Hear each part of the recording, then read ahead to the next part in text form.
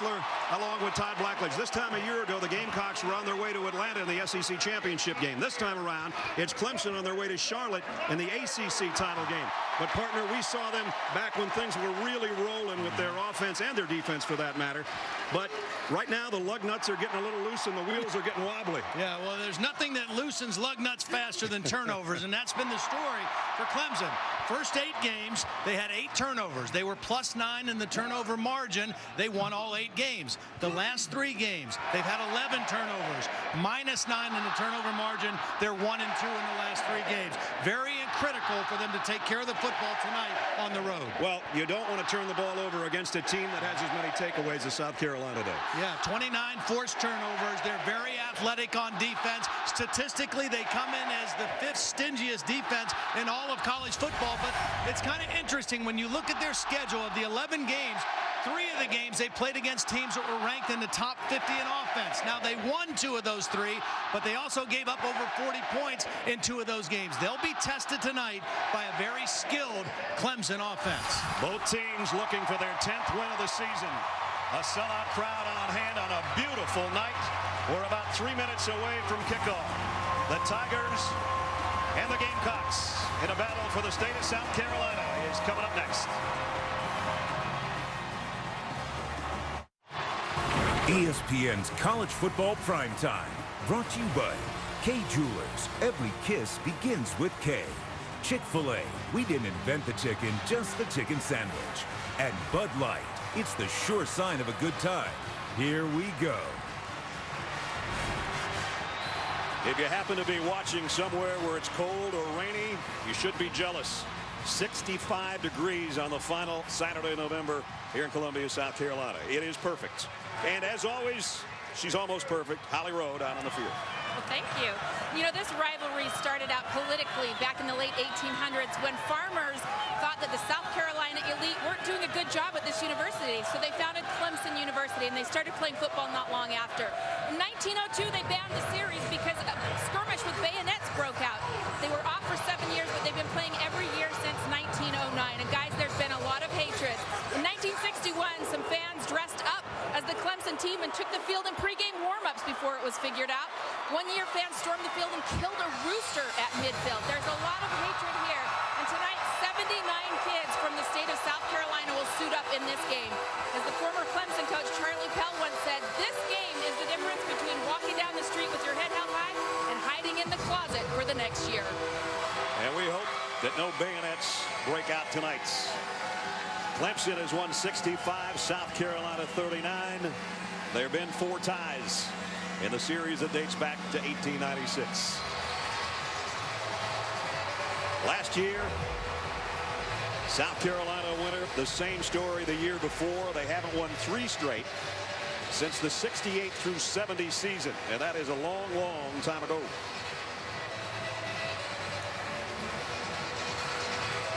South Carolina won the toss and deferred, so Clemson will get their hands on the football first. Actually, Clemson's kicking off.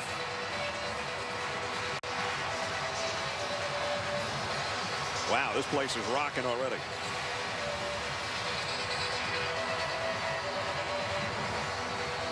Bruce Ellington goes back deep.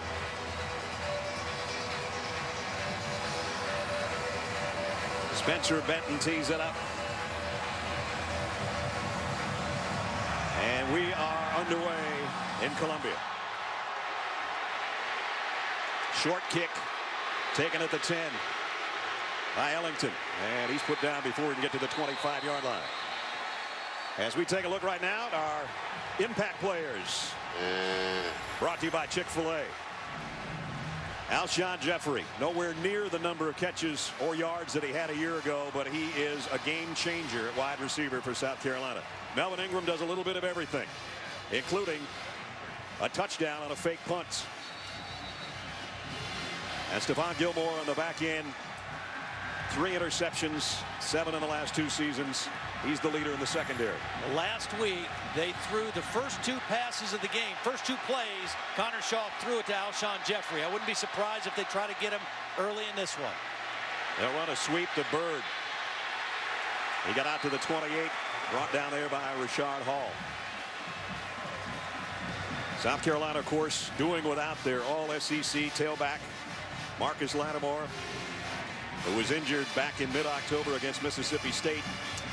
And for the most part, Brandon Wilds has filled in on that spot, number 22, and he's done a good job of it. There's Marcus, just had his knee surgery about 2 weeks ago. Well, it's been a combination of Wilds and also Connor Shaw running from the quarterback position that's made up the difference for losing Lattimore. And now they end around a Bird again. Got the corner, got the first down.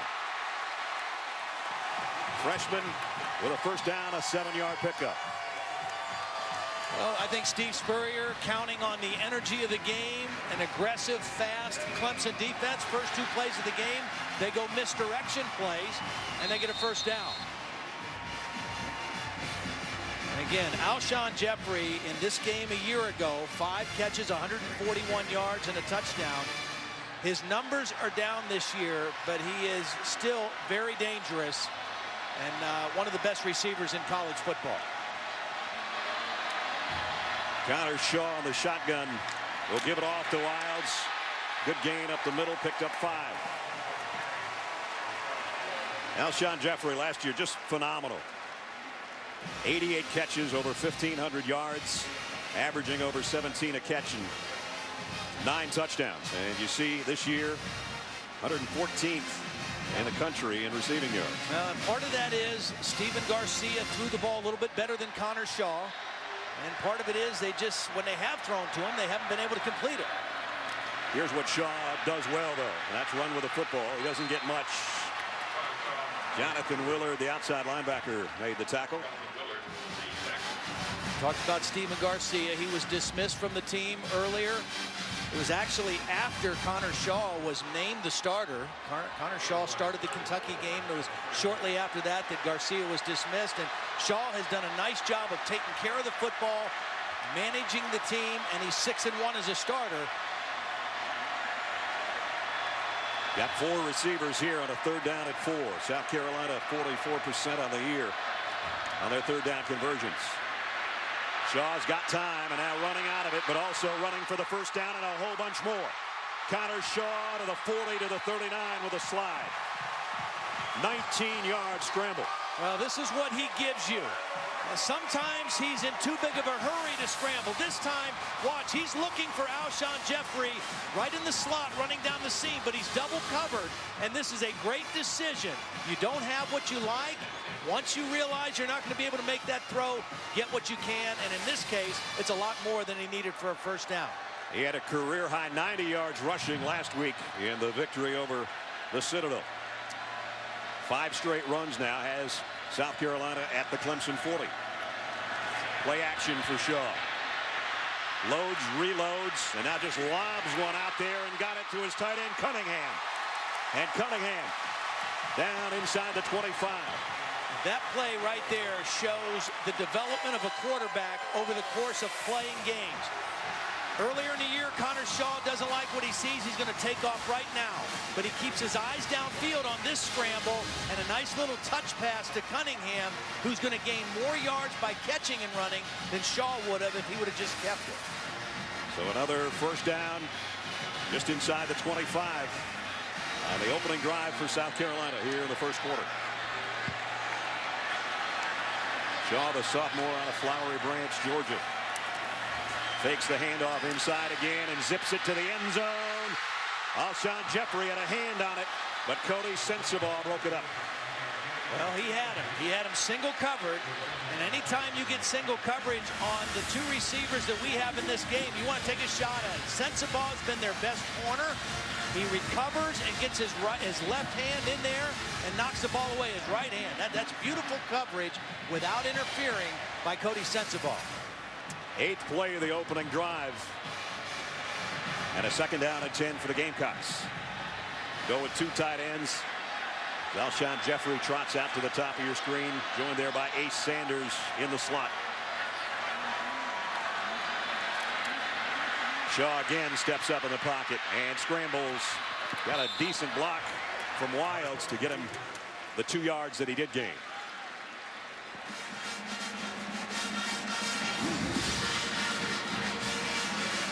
That brings up 3rd down and long. Steve still getting that headset adjusted.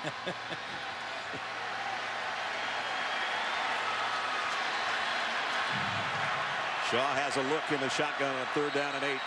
Trips up to the right-hand side, and a timeout taken by Clemson. So that'll give South Carolina a little chance to talk about it on the sideline as well.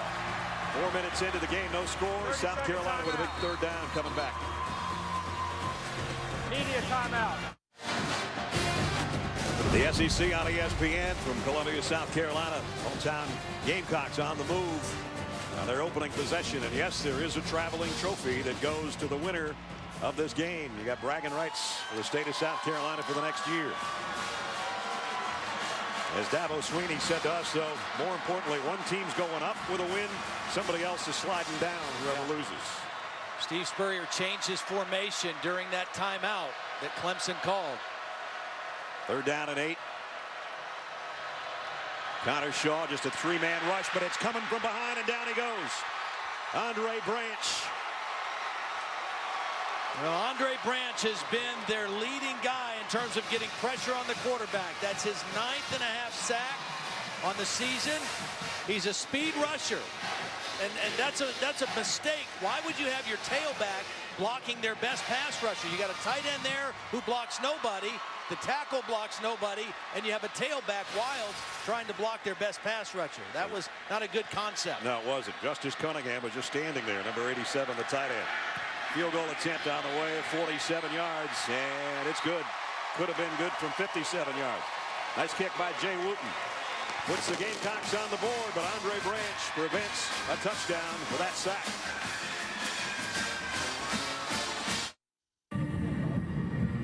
ESPN's College Football Primetime is presented by Hampton Hotels. At Hampton, we love having you here. And in part by Chevrolet and their award-winning cars, trucks, and crossovers.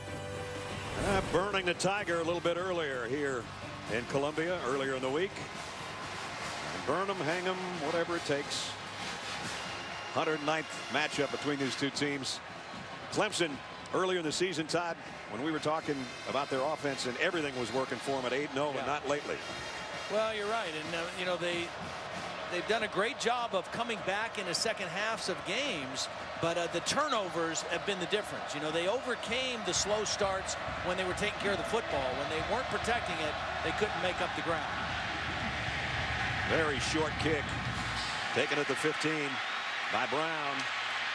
And Jerron Brown got out to the 34-yard line as we check in for the first time with Reese Davis. Reese. All right, Brad, Taco Bell studio update. A game going on ESPN2, Florida and Florida State. And John Brantley's last game in the Swamp has been an utter disaster early. Trying to throw back, Florida State had it sniffed out, and Mike Harris going to take it and go the other way. Brantley already, look, there's only 12 minutes to go in the second quarter. He's already thrown 3 interceptions. Seminoles up 14-0. Ooh, not a good start for the Gators. Let's see how the Tigers do on their first snap. Taj Boyd pump fakes. Look out from behind. Ball is out. Are they going to call it an incomplete pass? Yes, they are, but a big hit by Gilmore. Well, they tried to use Sammy Watkins as a decoy. That's what the pump fake was for. And then reload. But when he reloaded, there was nowhere to go with the ball, so we had to come back to Watkins. But that was too late. Gilmore coming off the edge, a very fast rusher, and able to get to Boyd and disrupt the throw. That's why he was one of our impact players about 4 minutes ago. He can do it that way, and he can do it intercepting passes in the secondary. Here's Bruce Ellington backing his way to the 40-yard line. 5 minutes into the game. Speaking of which, let's take a look at our impact players brought to you by Chick-fil-A. Philip Price, an impact player because he missed last week, and Clemson gave up 6 sacks. He's back in there at tackle. Sammy Watkins missed last week as well. I think it goes without saying the impact he can have. And Andre Branch has already showed us his impact with the sack on Connor Shaw in the first series. Taj Boyd over the middle, skipped one through Devontae Holloman's hands. Lucky that that wasn't intercepted. Well, again, Taj Boyd, first 8 games, 24 touchdowns, only 3 interceptions. The last 3 games, 3 touchdowns and 6 interceptions.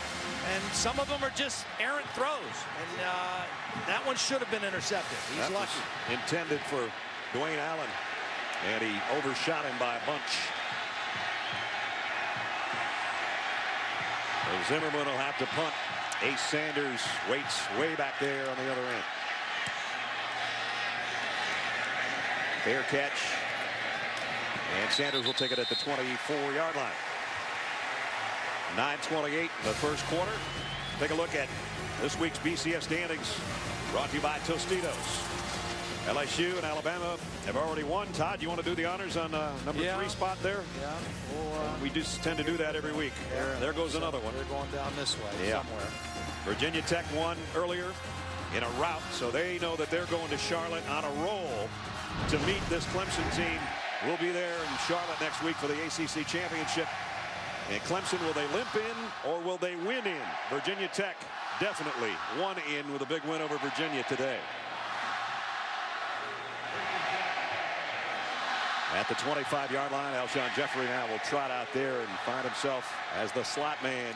Connor Shaw gives it off to Wilds, and Wilds, same play as on the first series, goes 5 yards right up the middle. You know, this guy is a great story. I mean, a great story in college football. Brandon Wilds, a true freshman, start of the year, he's the 15 tailback. He's playing on special teams most of the time. And, you know, Lattimore gets hurt, but there were other guys ahead of him that got hurt that gave him a chance. But through the first 7 games, he only had 13 carries. Right. And then all of a sudden, he's elevated to being the starter. He runs for over 100 in his first start, 28 carries against Tennessee. And he's just been outstanding. There's the guys that were in front of him. 5th on the depth chart. Knee, wrist, ankle, and Wilds all of a sudden. And now he's got 300-yard games in the last 4 weeks. Not flashy, but dependable. Takes care of the football. Bruce Ellington's going to run the inside, but they'll give it straight ahead to Wilds, and there he is, Mr. Dependable. 6 more yards, first down. Steve told us he's got good body lean. Yes. That's some body lean right there. Leaned over for the first down, and a new set of downs for Carolina. Good body lean, plays behind his pads. True freshman out of Blythewood, South Carolina.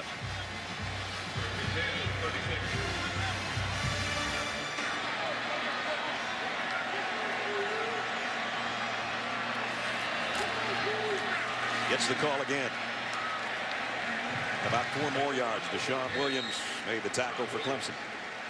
Coming into the game, this Clemson defense gives up an average of almost 185 yards per game rushing, which kind of plays right into the hands of South Carolina. They want to run the football, try to run some safe play action passes off of that. And so far, South Carolina having their way a little bit running the football. 2 guys have had 100-yard games against the Clemson defense this year. C.J. Brown of Maryland and Tevin Washington of Georgia Tech. The Georgia Tech game was Clemson's first loss after they had run off 8 straight wins to start the season. 2nd and 7. Shaw, quarterback draw all the way. Got a nice block. Got another first down. Somebody got a block right in the middle of the field there. Well, I think it might have been Wilds. You know, anytime you see that tailback take off and lead up through, you know it's a quarterback draw by design. It's not a scramble. Watch the tailback Wilds, number 22, take off, get a block right on the middle linebacker, Hawkins. That was it.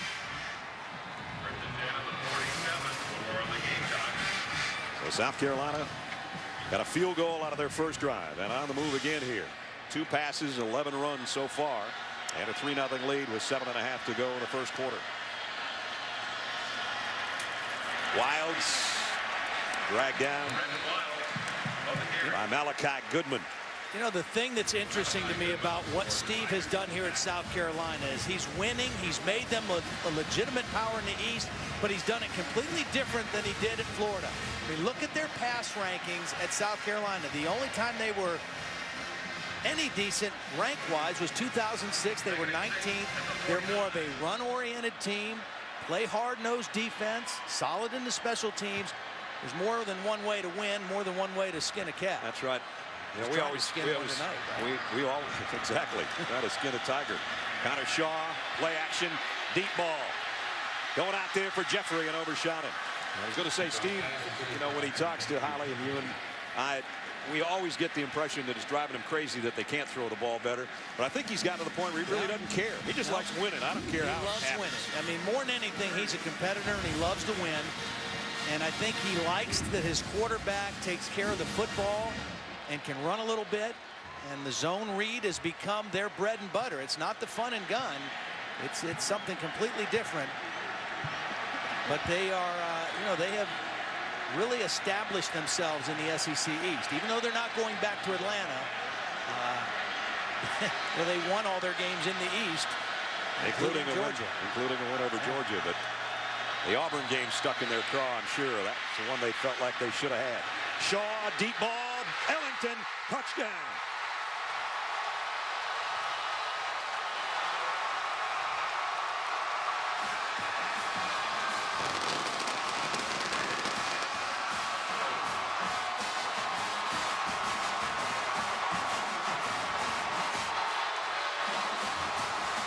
That'll make him smile about the passing game a little bit. Point guard on the basketball team, the point man on a 49-yard touchdown pass. And mom and dad looking on, Lee and Dawn saying that's the way we taught him how to throw the ball. Extra point is good. Well, Clemson paying so much attention to Alshon Jeffrey. They've got their best corner on him, Cody Sensabaugh. Connor Shaw knows that. He goes to the opposite side of the field after stepping up in the pocket and finds Ellington working on the freshman Breland for a touchdown.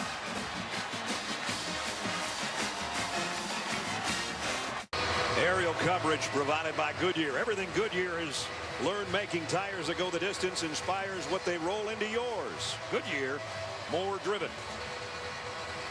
Williams-Brice Stadium rocking right now. Bruce Ellington, I mentioned, the point guard on the basketball team, but on the end of a career-long 49-yard touchdown pass from Connor Shaw, and it's 10-0 South Carolina early.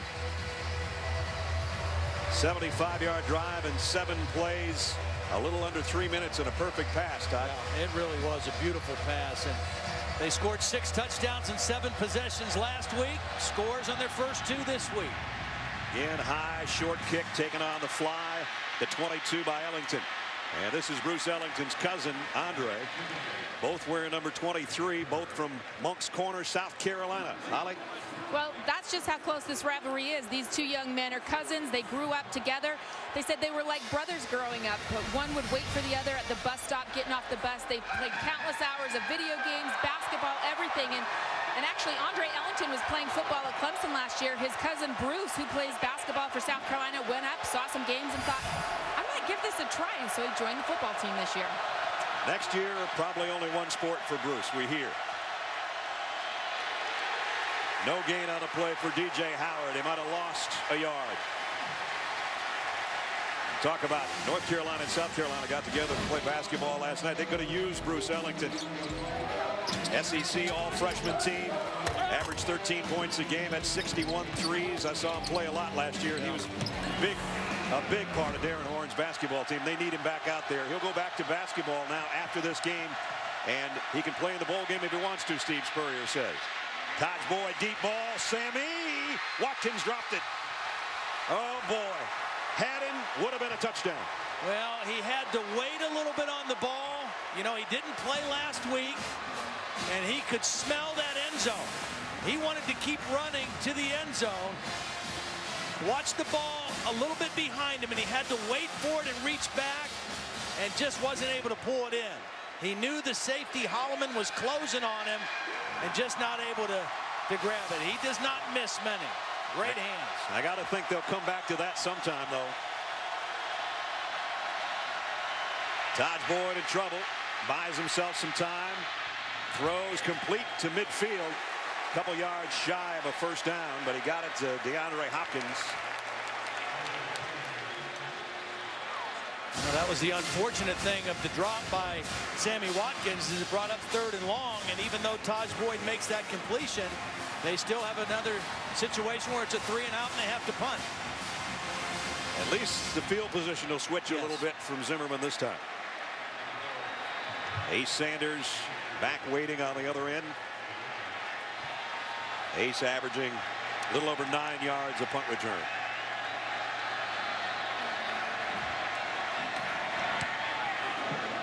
Zimmerman's kick. Sanders, fair catch. Ooh, he had to backpedal all the way inside the 5 to the 4. I think if he had another chance, he might have let that one go and hoped for a fortuitous bounce to the end zone. Reese Davis, Kirk Herbstreit, Craig James will all be around for the countdown tomorrow night. They'll unveil the latest BCS poll and analyze who the contenders are. BCS Countdown presented by Tostitos on ESPN tomorrow, 8:15 Eastern Time, and continuing on ESPNU at 9 o'clock. So Sammy Watkins, what could have been, and would have been his 11th touchdown of the year had he held on to that long ball from Taj Boyd. Instead, 10-0 South Carolina. They've got the ball back. They owned the first 10 minutes of this football game. The only bad news for them, they have to start inside their own 5-yard line.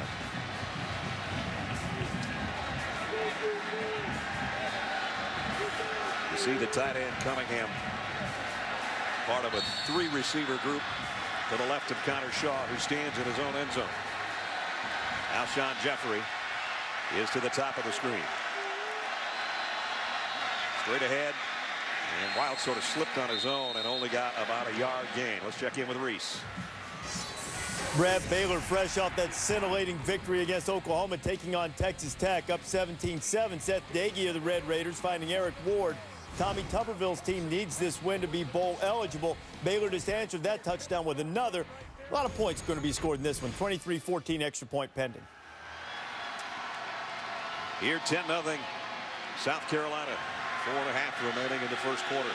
I like that right there. Taj Boyd going over, talking to his wide receivers. Saying, Sammy, you're going to get another one soon. Yep. That's an empty backfield. And Connor Shaw standing right at his own goal line. This is a run all the way by the quarterback. And he weaves his way for what he can, slides a yard short of the first down. Very athletic guy. Pretty good speed, likes to run the football, takes care of it. Of course, his older brother was an option quarterback. Was at Georgia Tech, now he's at Georgia Southern. Jabo had the weekend off. They'll be in the playoffs. The Eagles of Georgia Southern. That's his dad, Lee, on the left, a high school coach, Flowery Branch, Georgia. His mom played basketball at North Georgia, so it's a very athletic family. Right now, the Shaws are 29-6 as a team. Flowery Branch High School, Georgia Southern, South Carolina. Not a bad record. 3rd and short, and an eye backfield behind Shaw, but he's going to throw for it. Maybe. Flushed out of the pocket. Now he will run. He knows he's got the first and a bunch more. Cuts back to the middle of the field. Connor Shaw all the way out near midfield. See, this guy is not just a mobile quarterback. He's a weapon in the run game. Because when he decides to run, he becomes a running back. So you call play action pass. If it's not there, you give him the green light to go and then watch him tuck the football. He has good vision of the field. He's going to get as much as he can get and then go down and not take a big hit out in the open field. That's just excellent quarterback play by Connor Shaw, playing to his strengths. Talked about 90 yards, a career high last week. He is well on his way to breaking that. 65 already, and the second time that he's run for a first down in a 3rd down situation. And Wild's going to be lucky to get back to the line of scrimmage. Rennie Moore, big defensive tackle, made the stop. I think right now Kevin Steele, the defensive coordinator at Clemson, has to make a decision. What are we going to do to slow down him running the football? Because we can't just rush relentlessly. If he gets outside of us or gets into a lane, we're having a hard time getting him on the ground. So you might see them go to a spy technique or just try to rush a little bit more under control and keep Connor Shaw in the pocket. Biggest defensive play they've made so far was that sack by Andre Branch on the opening drive for South Carolina. Here comes some extra pressure. Shaw's got to throw it in the dirt. Now Wilds was in the vicinity. Looked like they were trying to set up a screen. Yeah, it was a screen, and the Clemson defensive line read it right away. You know, defensive line, if they're smart, as soon as they feel the linemen let them go, they say, uh-oh, this is not normal. And they read the screen, they knock Wilds around, they get out in the throwing lane, and Connor Shaw did what he had to do, which is throw the ball away. Stephon Anthony gave Shaw a pretty good tap. Alshon Jeffrey going to the locker room. Looks like he's favoring his left arm a little bit. Holly will check and let us know what she finds out. Meanwhile, 3rd down and 10. South Carolina hasn't had to punt so far. Flares it out to Wilds. Nice job by Branch to just break it down and make the tackle. That's excellent work by Branch. I mean, again, this is a defensive end at 6'5", 260 in space, making a play one-on-one on a tailback. Excellent technique, keeps his leverage, keeps him outside, forces him back in, and then wraps him up for the tackle. I mean, you can't teach a guy to do it any better than that. Cat gets mouse on that one. So now they will punt. Joey Scribner Howard to kick.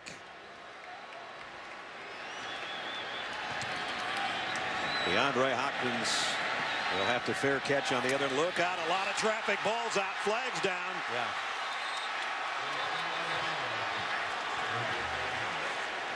Boy, there were just too many bodies in the way.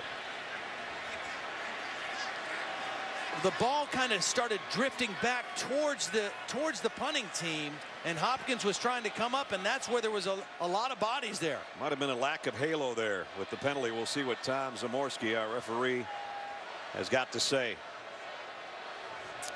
as he clears everybody out of the way, and the officials have a little committee meeting.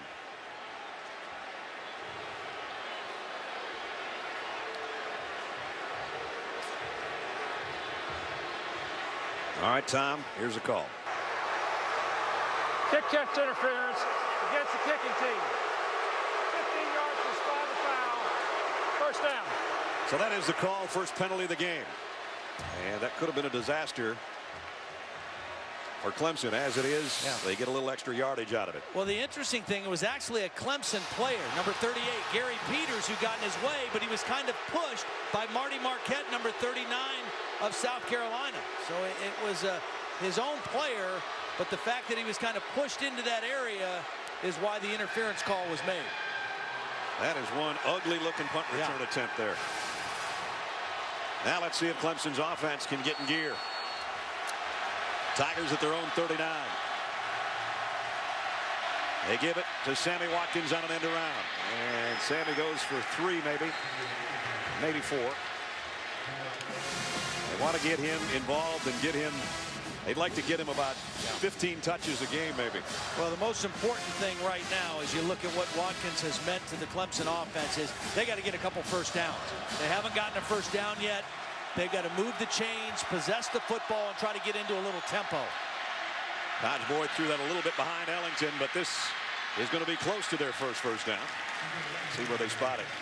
And if it's short, this is going to be the first big test for this Clemson offense. In 3rd and 1 to 2 situations the last 3 weeks, they've not been very good. Only 5 of 10 conversions, and they need this 3rd and short. That's Chad Morris, the offensive coordinator in his first year at Clemson. 3rd and 1.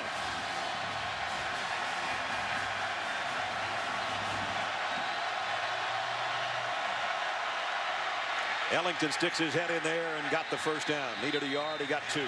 Melvin Ingram brought him down. But Andre Ellington, the junior, as we said, out of Moncks Corner, South Carolina, which is southeast of here. Moncks Corner is a pretty popular spot when you got the 2 Ellingtons coming from the same place. Might be the final play of the quarter. And it was a good quarter for South Carolina. They scored on a field goal, 47 yards on their opening drive. And then a touchdown bomb. Connor Shaw to the other Ellington, Bruce Ellington. That's where we are at the end of 1 in Columbia. Big crowd on hand on a perfect night at Williams-Brice Stadium. All Gamecocks so far.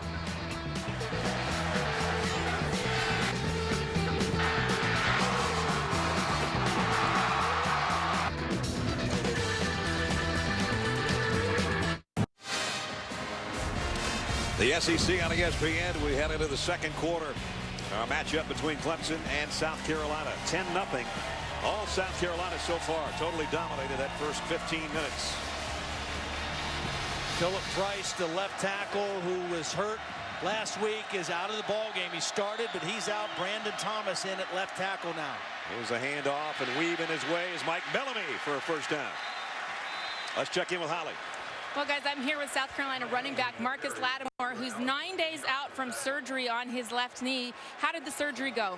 It went well, and you know, it's no more pain, and I'm feeling good. Just getting rehab ready and ready to go. Now the coaches told us that you won the Workout Warrior Award in the weight room. How are you going to apply that work ethic to your rehab? Oh, it's going to be 100% every day. You know, I'm going to give all I got every day to get back for my team. Thanks very much, Marcus. Oh, thank you. I appreciate it. He is a star in the Southeastern Conference. We wish him well in his rehab. Can't wait to see him back in a Gamecock uniform next year. Taj Boyd, here comes the pressure. Deep ball, jump ball, and Watkins loses that battle with Marty Marquette. It's well played by Marquette. He was able to get his eyes around, find the ball. The ball was slightly underthrown, but because he had his eyes on the football, he's able to stop and go up and battle for the football. A lot of times defensive backs get in that position. They don't get their eyes to the ball, and a guy catches it right by their ear. There's Phillip Price. As I said, one of our impact players. We chose him because they gave up 6 sacks last week in that loss to NC State with him out of the lineup. And now Ellington broke a tackle somehow, stayed on his feet, and I think he's got a first down. Well, that was the guy that was lined up against Brandon Thomas.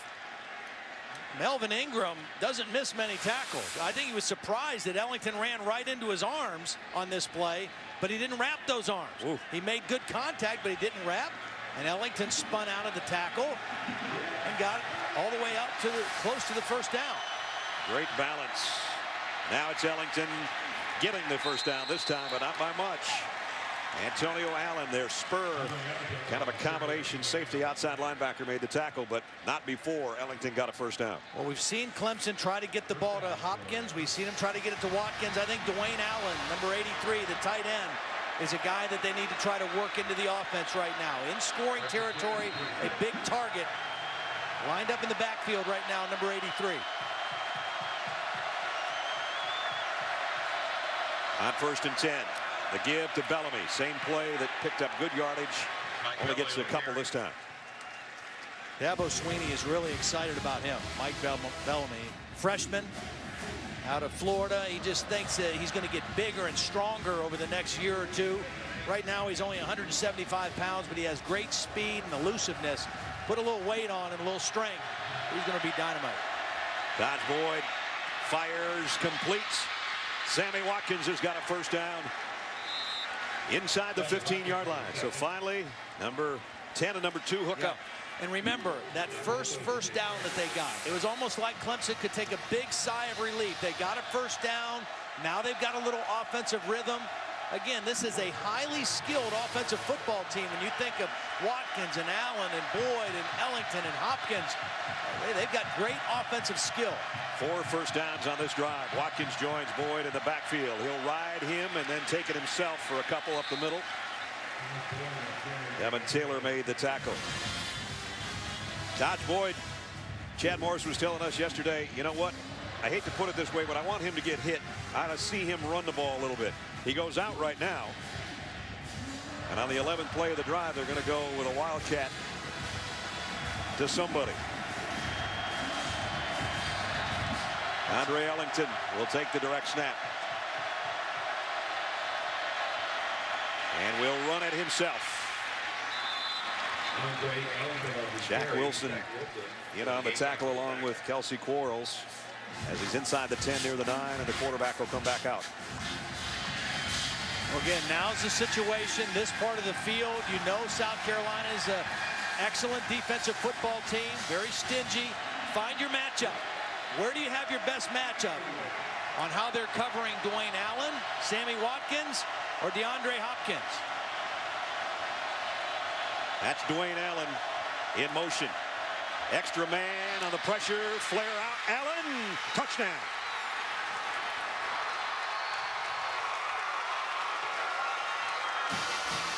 One of the finalists for the Mackey Award for the best tight end in college football. And Todd said you got to get it to him eventually. They did for a 9-yard touchdown. By putting him in motion, it's harder for a coverage to be tight on it. And there was nobody that picked him up quickly. It was an excellent call by Chad Morris, and a touchdown for the Tigers. And the extra point is up and good. So just like that, on that drive, we see the Clemson team that we saw earlier in the season. Taj Boyd hooking up with his tight end. Todd Boyd, his 28th touchdown pass of the season. It's 10-7.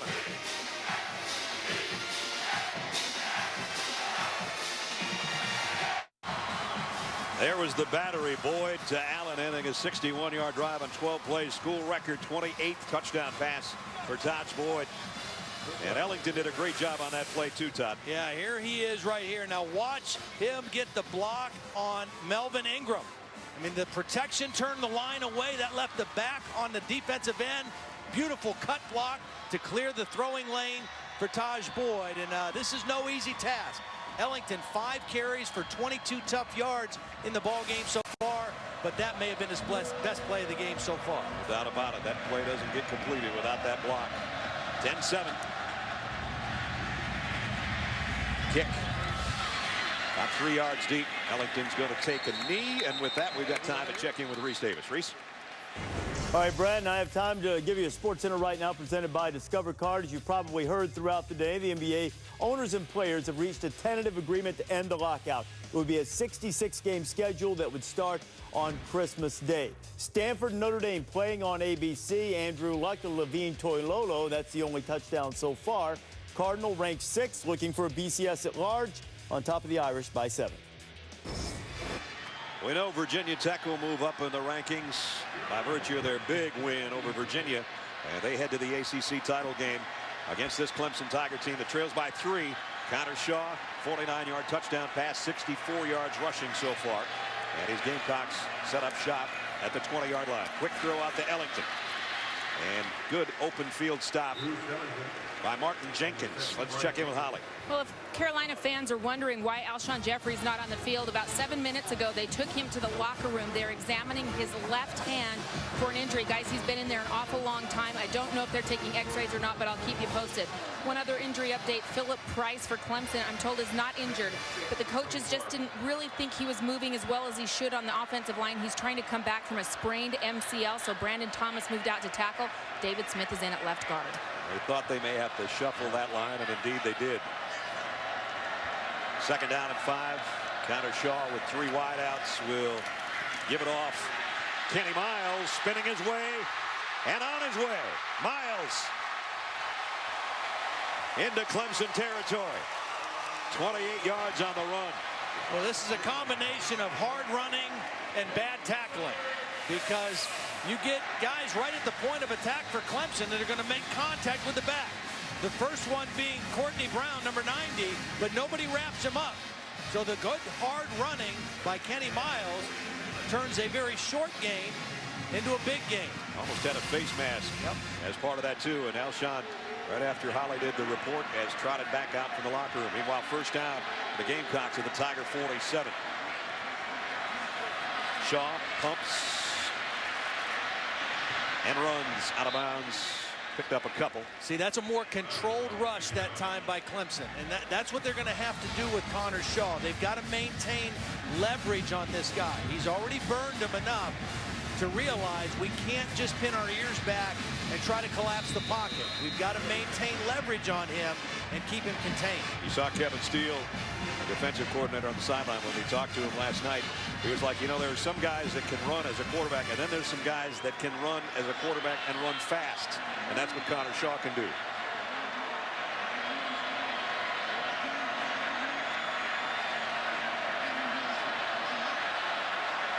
Changes things up on a 2nd down and 9, and now some confusion is going to cause a timeout. Charge timeout, South 9:41 remaining first half. We'll take the timeout as well. 10-7, South Carolina leading at home.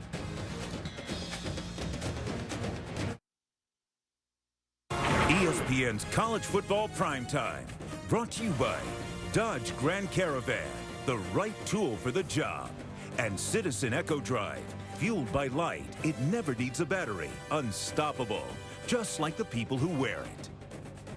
South Carolina's baseball team back-to-back national championships. That is really hard to do in the college level. But while we're away, Alshon Jeffrey, they're calling it a sprained left hand. And he was warming up over there on the sideline. And he's back out there now. He'll trot out to the top of your screen. 3 wides that way on a 2nd down and 9 for Connor Shaw.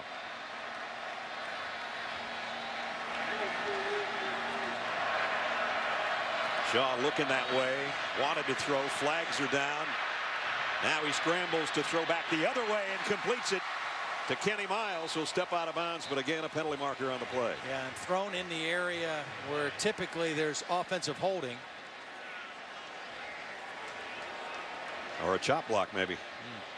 Even worse. Chop block, number 60 of the offense. 15-yard penalty. Still first down, second down, second down. Terrence Campbell, one of the 16 seniors playing his final game at Williams-Brice Stadium. The right guard out of Austell, Georgia, with the chop block. That's going to back it all the way into South Carolina territory inside the 40-yard line.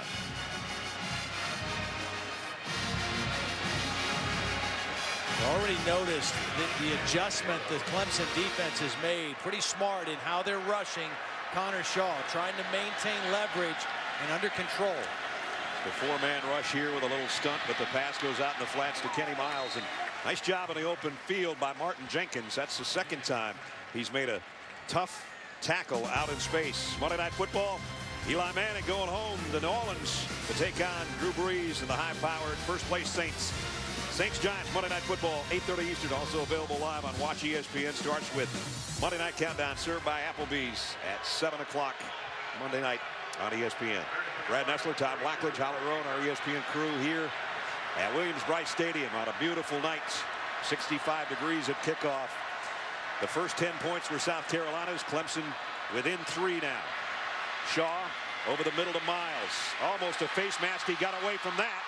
Kenny Miles all the way to the 41, but a flag flies in. 2 of them do at the end of the play. Kenny Miles, 2 years ago, when the game was played against Clemson here in Columbia, had a huge game, 114 yards rushing. South Carolina won that game 34-17. Block in the back, 87 of the offense. 10 yards to the spot of the foul. Third down. And you heard somebody on the sideline yell, how about a face mask? Yeah. Because after he caught that ball, you're going to see one that's very close, right? Well, could have been, maybe should have been. You know, a lot of times if a guy lets go right away and lets that hand slide off the mask, they won't call it. If a guy continues to use the mask to help and aid in the tackle, they'll call it. Kenny Miles was introduced with the seniors tonight, even though he has a year of eligibility remaining should he choose to return. But most people feel because of Marcus Lattimore coming back, Brandon Wilds being a freshman, and some other guys, that maybe he's down the line and that he won't come back next year. And by being introduced tonight would seem to indicate that he wouldn't be back. That guy will be.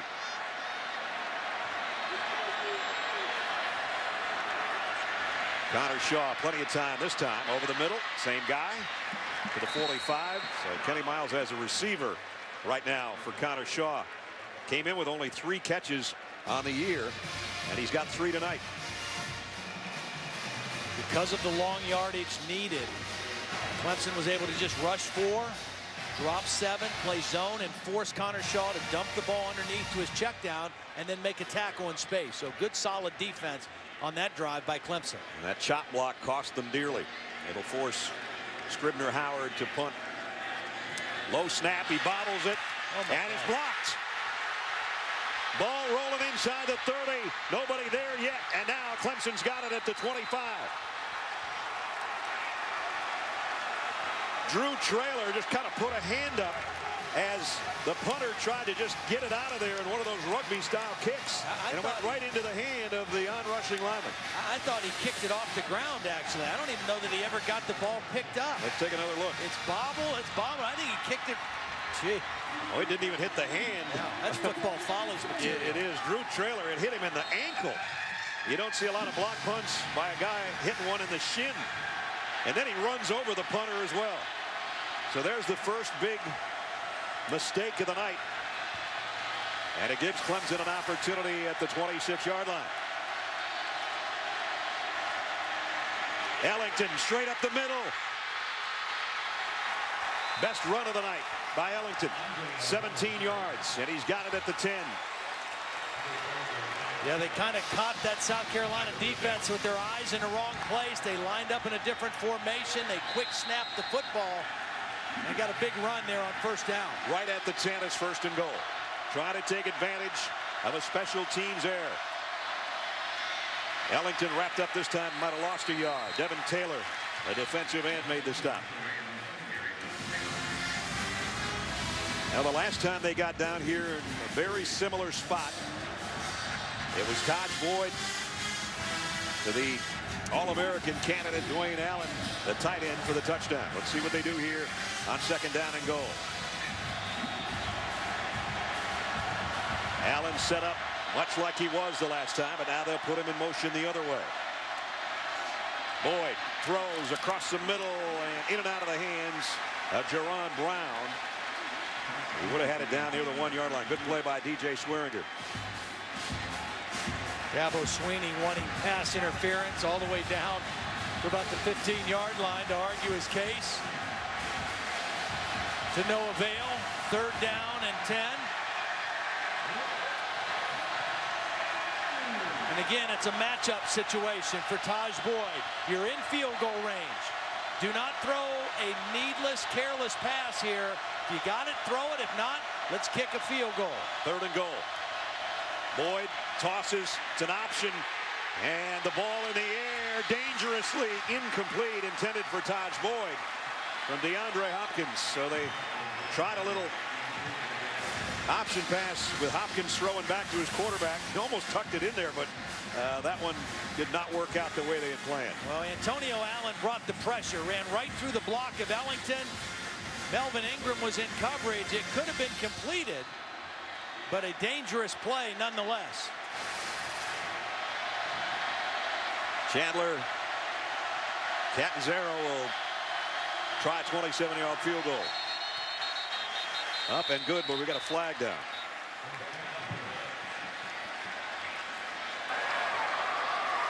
False start.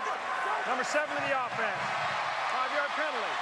4th down. So now it's going to make it a little more difficult. He'll try a 32-yard field goal.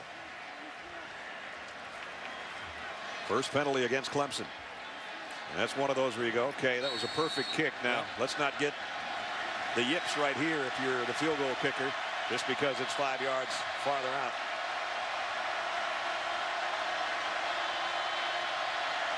"32-yard kick. Catanzaro still got it perfect. And a tie game. Well, if you're Clemson, you're happy with the tie. If you're South Carolina, you're even happier that your defense got a stop after the mishandled snap. And we're right where we thought we'd be. Back to even. And it could have been a touchdown dropped by Boyd. 10-10 between the Tigers and the Gamecocks.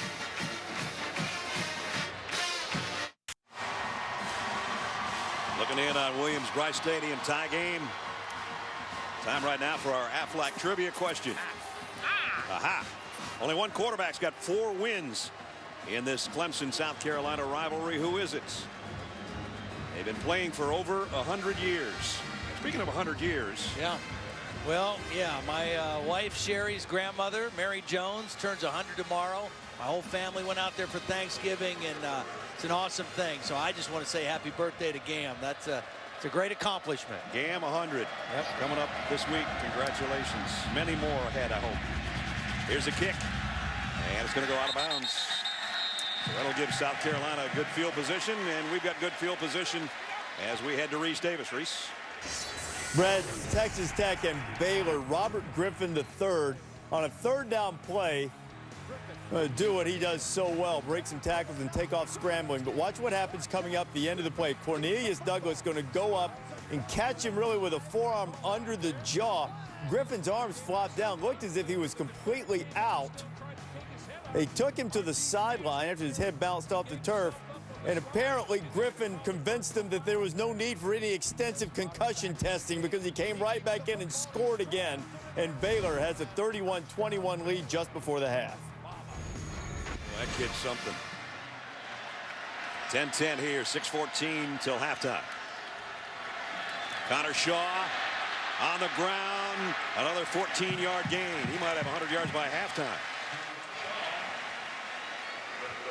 Little confusion on the outside edge of the defense that time. That's a zone read play, and the 2 guys on the edge of the defense were kind of looking around, not sure who had who. Connor Shaw saw that, kept the football and went right up the field for a nice game. He's got 79 yards on 9 carries. Carried it into Clemson territory for a first down at the 46. Now the end around to Bird. They've tried this 2 or 3 times already tonight. He gets it to the 40-yard line.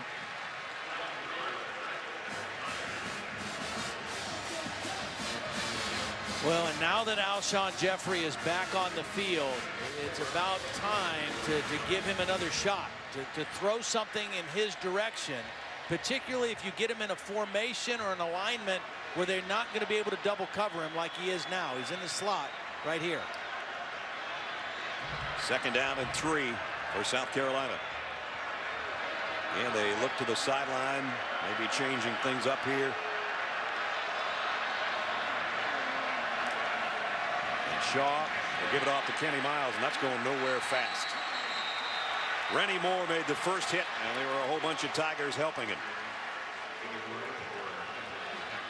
Well, you just can see and feel kind of the change in energy and confidence in the Clemson defense just because their offense has started to get it going again. Right. You know, and they've evened this game up, and now they're flying around a little bit more against this Carolina offense. Well, they know how to get behind and come from behind to win. They've done that enough this year. And they were 10 down in this one, but even now at the 4.5-minute mark, remaining second quarter. On 3rd and 6, Shaw, the slant completes, I think. Still battling for the ball, D.L. Moore. I think it's complete, but I think it's going to be short of the first down. It is short. Breland was in coverage. The redshirt freshman did a nice job of fighting for the football and then making the tackle right after the catch.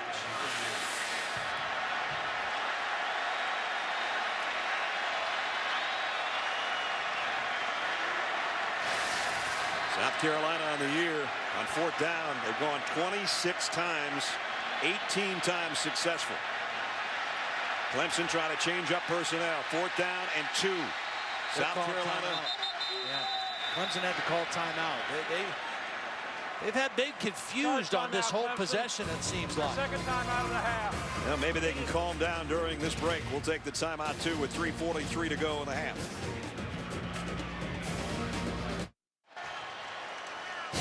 Get ready for bowl season with the ESPN Bowl-Bound app featuring video, news, and analysis, the latest BCS standings and weekly projections. ESPN's Bowl-Bound app, free on iPhone and Android.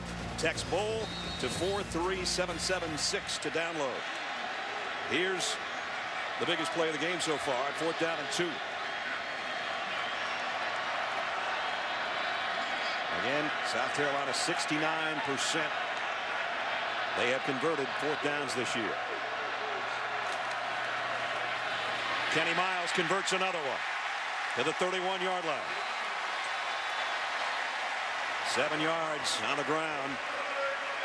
And South Carolina keeps it moving. Well, it's just inside zone blocking here. Watch these guys on the interior do a nice job. The right guard, Terrence Campbell, gets a nice block on the middle linebacker. That was the key block. Kenny Miles fits it right in there. Comes right off the block of Campbell and a first down. Now the quick throw to Jeffrey. Alshon Jeffrey's got 11 more. Richard Hall made the tackle, but big number 1 moves the chains again. The thing I love about Alshon Jeffrey is he's a premier receiver, but he has not pouted when he hasn't had good numbers. Yeah. And he's a great blocker downfield. In fact, that's how he hurt his hand, I believe, earlier in the game. Here's Kenny Miles again, and this is more work than Kenny Miles has gotten all year long, and he's taken advantage of it at the 3-minute mark. South Carolina in the red zone this year. One of the most prolific scoring teams as you take a look at our red zone brought to you by Verizon as far as touchdowns are concerned.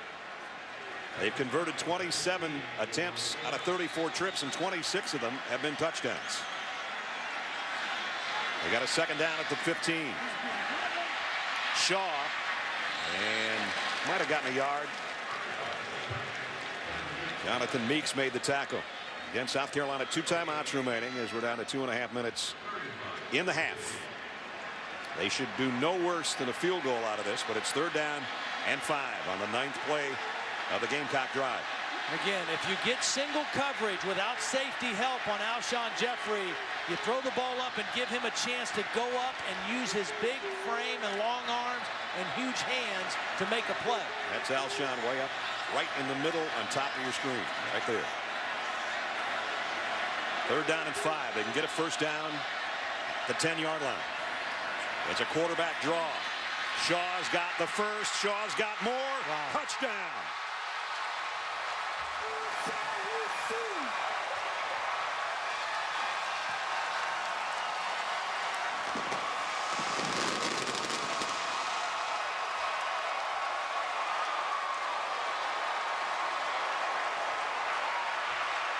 On 3rd down, a 15-yard touchdown run.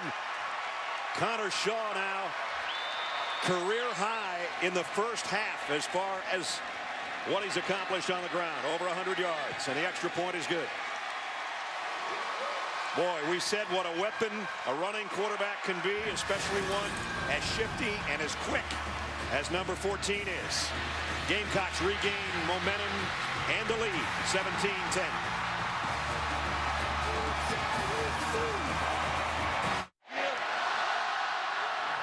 Connor Shaw caps off a 60-yard drive with a 15-yard touchdown run on a quarterback draw. 17-10 South Carolina. Yeah, and I want you to watch 3 blocks. Kenny Miles, the center T.J. Johnson, and the tight end Justice Cunningham. They do a great job of just getting enough of a block, getting in the way, and then the vision of Shaw is able to work off of those blocks and turn it into a touchdown. They weren't devastating pancake blocks, but they were enough to let Connor Shaw read it and get to the end zone. What a first half he's had. Converted 4th and 2 and 3rd and 5 on that drive. And they regain the lead. 17-10. Clemson has 1 timeout remaining. But more importantly, they got the Gamecock fans back on their side. Yeah.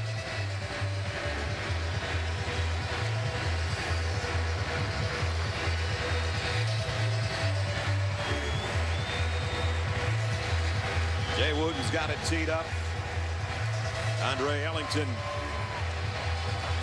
is the return man for Clemson. Andre's just going to watch this one sail out of the end zone. Clemson will work from its own 20-yard line.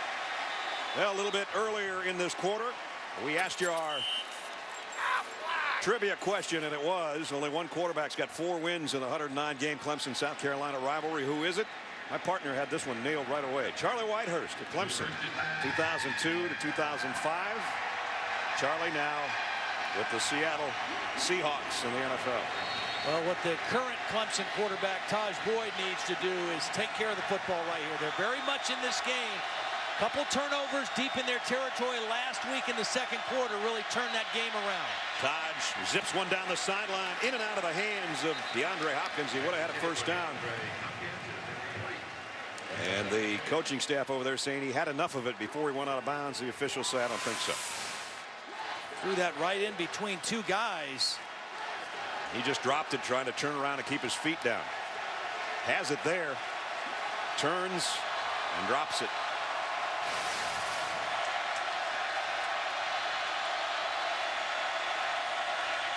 Boyd in trouble. He just got to get rid of this one. Melvin Ingram was coming. Yeah, the only thing about that, I don't know if that ball crossed the line of scrimmage. If you want to throw it away, it's got to cross the line of scrimmage. There comes the flag. He couldn't even get his arm up to whip it out of there because Ingram's so big and was coming off the corner. And we're going to have an intentional grounding. At least that's what we anticipate here.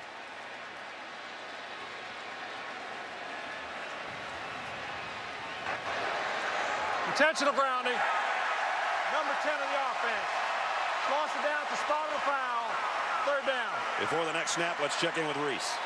3rd down. Brad, Wendy's halftime report coming your way. The story of Luck and the Irish. Rivalry Saturday. Plenty of scintillating rivalry games in the championship games and conferences. Most of them all set. We'll fill you in. Mark and Lou are here. See you in just a few minutes. Got to be very careful for Clemson right here. Well, this is Jadeveon Clowney, who's in the game now. Did not play the first quarter. He's coming after Boyd, who again has to sidearm it out of there. And if that's an intentional grounding, it's a safety, but I guess he got that one back across the line of scrimmage. See, I just think with the crowd revved up, with South Carolina excited, you got to be really conservative if you're Clemson on this possession. Clowney goes outside, Ingram moves inside, both on the same side of the formation, and Taj Boyd has to throw it away on 2 consecutive plays. And he's got to throw a jump pass here going the wrong way, and you can see it just barely made it over the line of scrimmage. This is a tough spot for Dawson Zimmerman in his own end zone. South Carolina's going to get the ball back, and they've still got 2 timeouts to work with. Fair catch taken at the 48-yard line by Sanders. 1:28 to go. South Carolina's still got plenty of time to work with. Let's check in with Holly. Well, guys, before the game, some of the South Carolina players on the sideline were kind of yelling at Taj Boyd, and they said, hey, man, we saw that tweet. And they've been writing him all this game. I guess Taj Boyd reportedly tweeted out that he thought South Carolina's defensive front was average. Now, we've tried to find that tweet, guys. We can't find it. I just asked the player. He told me he saw it. He said, we think the coaches made him take it down. But I don't think he's going to think they're average now after that last series. Whether he did it or not, they're mad. Wow. Well, it could get worse unless Clemson's defense comes up with some plays here. Connor Shaw. And they do come up with a play. Down he goes. And it's Andre Branch, second time he's gotten to the quarterback tonight. Well, they brought extra people. They brought pressure to try to get to Connor Shaw to contain him, and they got the sack. And that's a much-needed play, a negative play by the Clemson defense. Especially because the Clemson offense only ran 27 seconds off the clock in the 3 plays they had, one of which was a loss of down penalty on a intentional grounding. We're under a minute. See, I think Steve he'll just go to the locker room now. Here Run it. Blitz. And Kenny Miles gets tracked down at the line of scrimmage. Our aerial coverage provided by Goodyear. Everything Goodyear has learned, making tires that go the distance, inspires what they roll into your tires. Goodyear, more driven. Beautiful night, packed house. Could be close to a record crowd for this matchup between Clemson and South Carolina. I just want to go back to that story that Holly reported about the tweet and Taj Boyd and the defensive front. It's going to get even tougher because we mentioned Clowney didn't play in the first half. He was suspended for the first quarter. And he's only going to play some on 3rd down situations, pass rush. But when he and Ingram are in the game at the same time, along with Devin Smith, watch out. Violation of team rules why Clowney didn't play in the first quarter. Quarterback draw this time brought down before he could get going. Randy Moore, loss on the play, ends the half. But it was quite a half for Connor Shaw, as he had 100 yards rushing.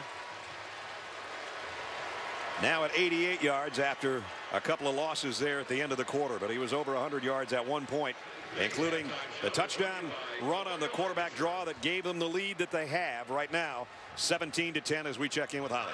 Coach Barry, how have you been able to capitalize on Connor Shaw's rushing ability in this first half? He's a good runner, and hopefully we didn't get him hit too hard right there. We weren't trying to.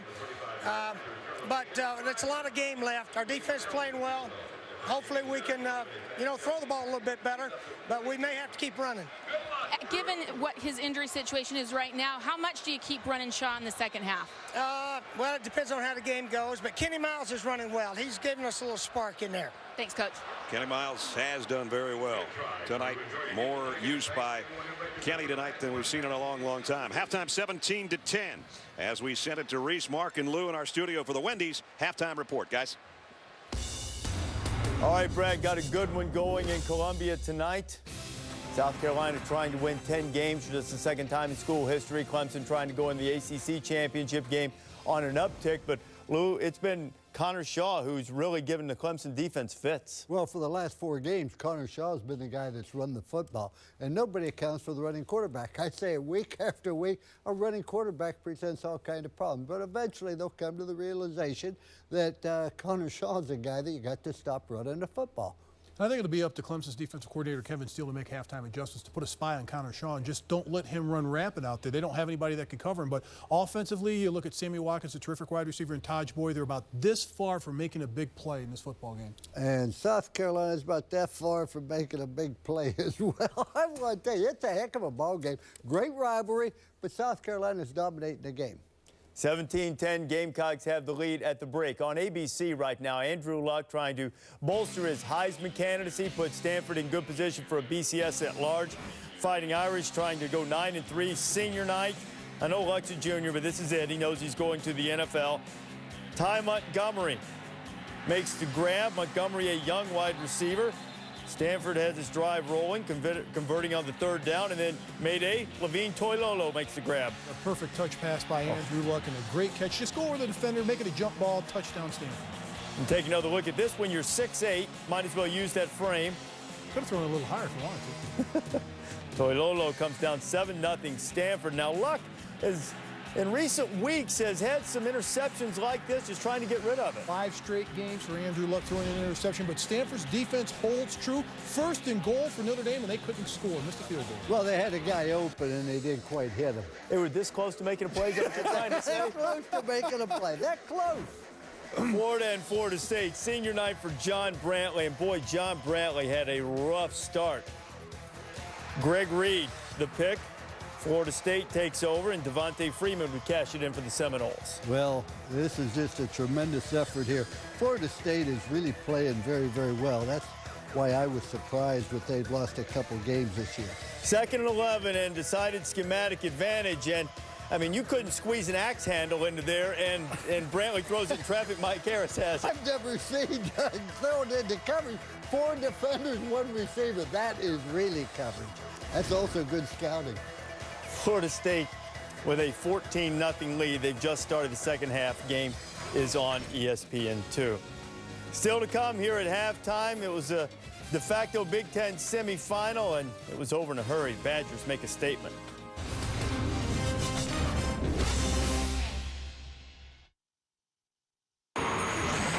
You're watching the SEC on ESPN. The Tigers and the Gamecocks in a battle for the state of South Carolina. Connor Shaw, just a 3-man rush, but it's coming from behind, and down he goes. Shaw, deep ball, Ellington, touchdown. Extra man on the pressure, flare out, Allen, touchdown. Shaw's got the first, Shaw's got more, touchdown. And we welcome you back to the SEC on ESPN College Football Primetime, presented by Hampton Hotels. Just about set to start the third quarter as we take a look at the first half statistics. Domination by South Carolina. Look at the total yardage. Only 81 yards for Clemson and 21-24 time of possession. I think Clemson, Todd's got to be kind of happy they're only a touchdown down. Absolutely. Right now, Connor Shaw at one point was over 100-yard rushing. He's 9 out of 12 throwing the football. Yeah, I mean, he just had a beautiful first half. And you're right about Clemson. I mean, they only 81 yards. They came into the game averaging over 460 yards a game, but they're right in the football game. They'll get the ball to start the third quarter, but they've got to find a way to slow down Connor Shaw because he's been spectacular, primarily as a runner. He's looked downfield. He's made one big throw for a touchdown to Ellington, but most of the damage he's done is by running the football. He was sacked twice, but in running the football on design runs, over 100 yards rushing in the first half.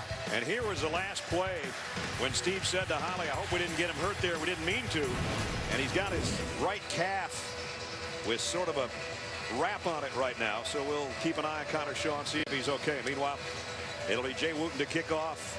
And Andre Ellington waits for Clemson to start the third quarter. Ellington runs up on this one and will take it at the 8-yard line. Ellington across the 25, brought down near the 27 as we check in with Holly. Well, guys, I was just able to check in with the athletic trainer for South Carolina, and Connor Shaw's okay, although he's got that wrap on his calf that I don't remember being there in the first half. They're saying he's fine and was not treated. And for Dabo Sweeney of Clemson, he said he is really disappointed in his defense. He said, I cannot believe that we're giving up touchdowns in double coverage. We've got guys in positions. They're not making plays. We're not getting off blocks. And he said, playmakers on offense have got to make plays. He told them, do your job and impose your will here in the second half. Allen, the tight end, has the only touchdown for Clemson. There's Ellington following the tight end on the block, picking up 3. See, here's the deal with this Clemson offense. Their offensive line is good, but not a great dominant offensive line. They're tough guys. Now, right now, they're again playing without Philip Price, and so Brandon Thomas is the left tackle. But they do have great skill at wide receiver, at tight end and Dwayne Allen, and the way Taj Boyd has played at quarterback all year. Taj Boyd going to run it this time and lose yardage. But he does not run the football very well. He's not like Connor Shaw. He is a much better thrower than he is a runner. There's Philip Price, the left tackle, not in the lineup since early in the game. Quinn Smith made a stop on Boyd to set up the third down situation. 3 out of 7 tonight. Most of those came on their touchdown drive. Boyd over the middle, complete. Breaking free is Hopkins, and he's got a first down. DeAndre Hopkins. Remember, if you missed it early in the first half, a long ball to Sammy Watkins that probably would have been a touchdown, but he dropped it on a little bit of an underthrow by Taj Boyd. At some point, they got to get this guy, number 2, involved a little bit more. Missed last week's game with a shoulder injury he sustained in the Wake Forest win. Boyd steps up, going deep. Out there for Watkins, overshot him. There was double coverage, and there was 2 receivers in the same spot. That's why there was double coverage. Yeah, that's true. It's good to have 2 defenders there. It's not good to have 2 receivers in the same spot. Somebody ran the wrong route. They're both going for the ball.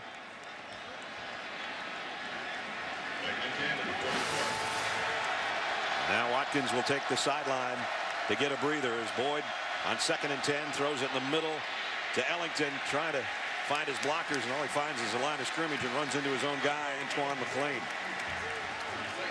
They tried to influence Melvin Ingram that time. That was the guy that blocked him was Ellington. He just kind of hit him with a chicken wing and then slipped out onto the screen, but it was well defended by the linebackers, and it brings up another 3rd and long. The Clowney's in now on the outside. Ingram moves in 1 spot. 3rd and 10, extra man coming on the blitz. Across the middle, Hopkins again, but he's dragged down before he can get to the first down. He's 2 or 3 yards shy, actually, as Gilmore made the hit, and there's a holding call to boot. Holding against the offense. 10 yards from previous spot. 3rd down. They're going to take the penalty, but they're going to give Clemson another chance. Rodney Polk, the middle linebacker, really timed his blitz perfectly, and the center, Dalton Freeman, was really in a bind after he snapped the ball. Here comes Polk, but watch him time it and come right in this gap, and the center is a little bit late getting his hands on him. And that's where the hold was, right in the middle of the protection. I don't know that I would have taken that penalty. It was going to be 4th down and about 3. Yeah. And you give Clemson another chance. It is 3rd and very long, but you also give this front 4 another chance to rush the quarterback and see if they can force Taj Boyd into a mistake. 3rd and 20. Boyd. Flush from the pocket, throws on the run, and got it. Nope, Hopkins couldn't hold it as he flew out of bounds. Had his hands on it. That's 2 he's had like that, where he's been on the sideline, he's had his hands on the football, he's worried about getting his feet in bounds, and he's not able to possess the football. That's 2 times that's happened to Hopkins. Yep. Just catch it. And worry about your feet later. Yeah, your coach is letting you know that very fact. He would have been short of the first down, but it would have been about an 18-yard pickup. As it is, 4th and 20. And Zimmerman to punt.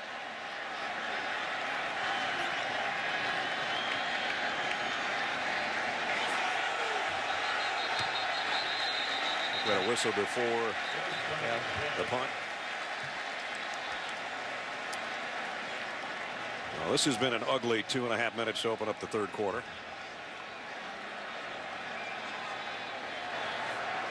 Ball start. 33 of the offense. 5-yard penalty. Still 4th down.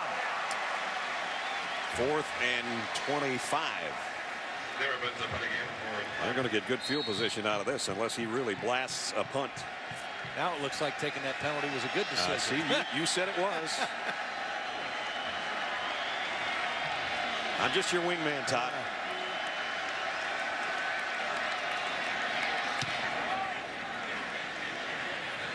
Fair catch taken at the 34 by Sanders. Early third quarter, South Carolina with a lead. They've got the ball when we come back. Reese Davis, Kirk Herbstreit, Craig James will have the BCS Countdown tomorrow. They'll unveil the latest BCS polls. BCS Countdown presented by Tostitos. ESPN 8:15 Eastern tomorrow, and continuing on ESPNU at 9 o'clock with Todd Blackledge and Holly Rowe. Brad Nessler with you from Columbia, South Carolina, where the Gamecocks lead by a touchdown here in the third quarter. This will be their opening possession offensively of the third. Connor Shaw, big night running and throwing so far for South Carolina.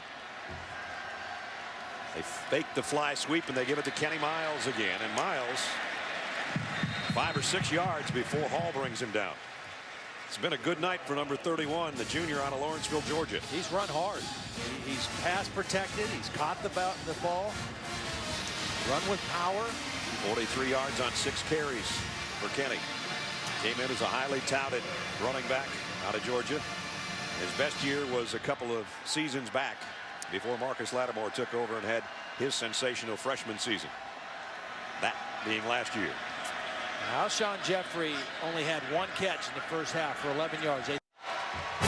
Reese Davis, Kirk Herbstreit, Craig James will have the BCS Countdown tomorrow. They'll unveil the latest BCS polls. BCS Countdown presented by Tostitos. ESPN 8:15 Eastern tomorrow, and continuing on ESPNU at 9 o'clock with Todd Blackledge and Holly Rowe.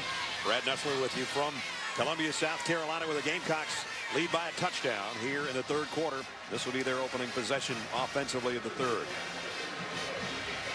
Connor Shaw, big night running and throwing so far for South Carolina.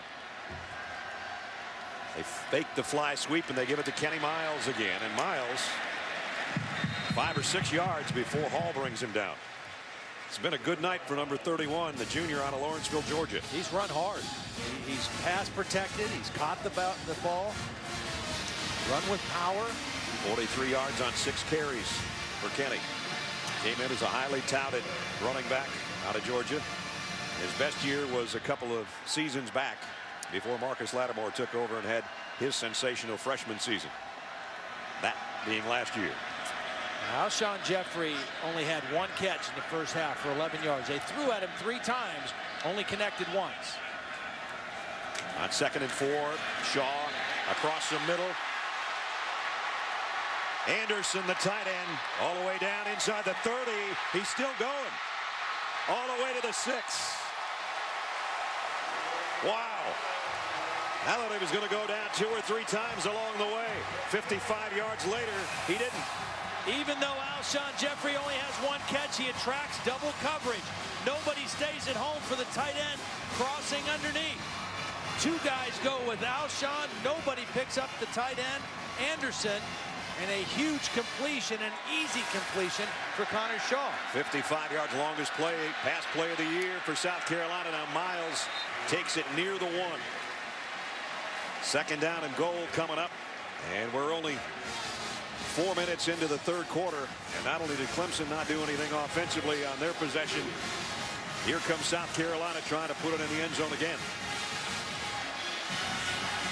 Beautiful execution on that crossing route. It's kind of against man coverage, it's kind of a pick play. You got 2 guys going inside, another guy dragging underneath. That tight end was wide open. 2 tight ends in there, including Anderson, who had the catch, but it's Kenny Miles hit at the line and got back to the line of scrimmage. That's it. 3rd down and goal. And when you got a guy like Connor Shaw right here, you start thinking about quarterback draw, which he already scored on once. Yeah, they don't run option, but they run quarterback draw. They run quarterback sweep and power. Everything overloaded to the right at this point. Connor Shaw, pump fakes. Now he does throw. Touchdown. And it's the same guy that got him there.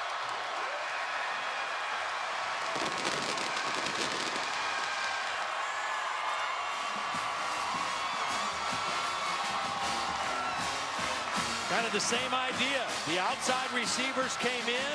The tight end went out. Watch the 2 outside receivers drag their defenders inside. Nobody picks up the tight end. Connor Shaw did a nice job avoiding the rush and making the throw.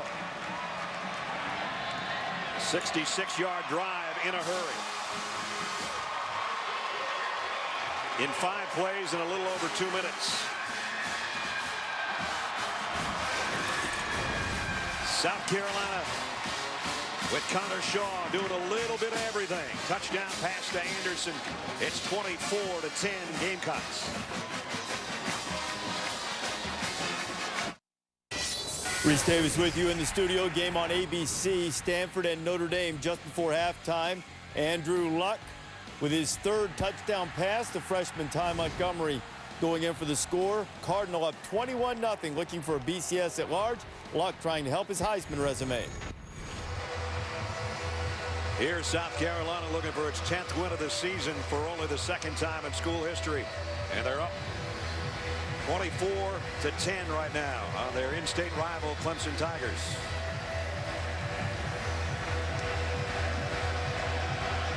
Wooten's kickoff. Ellington will field it a yard deep, and he'll bring it out. Ellington's got some room. Andre Ellington, a little bit of a convoy now, got it to midfield and down to the 45-yard line, and that is a great answer by the Clemson special teams on a 55-yard kickoff return. Yeah, when you're in this kind of a situation, you need any kind of spark you can get. And the kicking game provided one here. And I'll tell you what, this guy's had a nice ball game. Andre Ellington has played like a warrior tonight for Clemson. Yes, he is. He's going to have to get a breather right now, though, so DJ Howard will be in the Clemson backfield. Taj Boyd's got to get something rolling here at quarterback for the Tigers. Here comes the blitz on Taj. He throws across the middle. Look out, Mr. Umpire. Sammy Watkins, but no gain on the play. Now, Taj Boyd, you're right. He does have to get something going, but he doesn't need to panic right now because this team, because of the skilled players they have, they can score. I mean, they can come back in a football game. They've done that a lot this season, so they don't have to panic. They've got excellent field position here. They have to find some way to put some points on the board with this field position in this drive. Dwayne Allen in motion out to the slot on the right side. Boyd flushed out of the pocket, in trouble, a lot of trouble, got away somehow, and almost completed it again. Dwayne Allen. That's the 3rd time, 1 for Allen and 2 for Hopkins tonight, where the throw actually late from Boyd was catchable. Well, again, these defensive ends, and there's 3 of them. Jadeveon Clowney, the freshman, Melvin Ingram, the senior, and Devin Taylor, the junior. All 3 are really getting after the quarterback here. This is the 5th time Clemson's had a 3rd and 10 or longer. They don't want to waste that kick return they just got at the 45-yard line of the Gamecocks. And whoa, it's getting loud in here.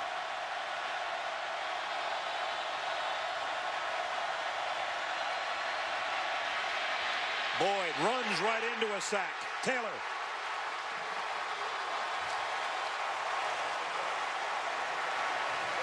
See, this is Taj Boyd's fault. Landon Walker, number 72, he's expecting Taj Boyd, if he does anything, that he'll step up in the pocket when the rush comes upfield. But Taj Boyd is going to start to try to run outside. Instead of stepping up, he tries to run outside, and the offensive tackle has no chance in that situation. So they took great field position and blew it away. Now they've got a punt. Sanders, fair catch, taken back around the 17-yard line. Wow, they had the opportunity after Ellington's kick return. It was wasted. South Carolina with the offense when we come back.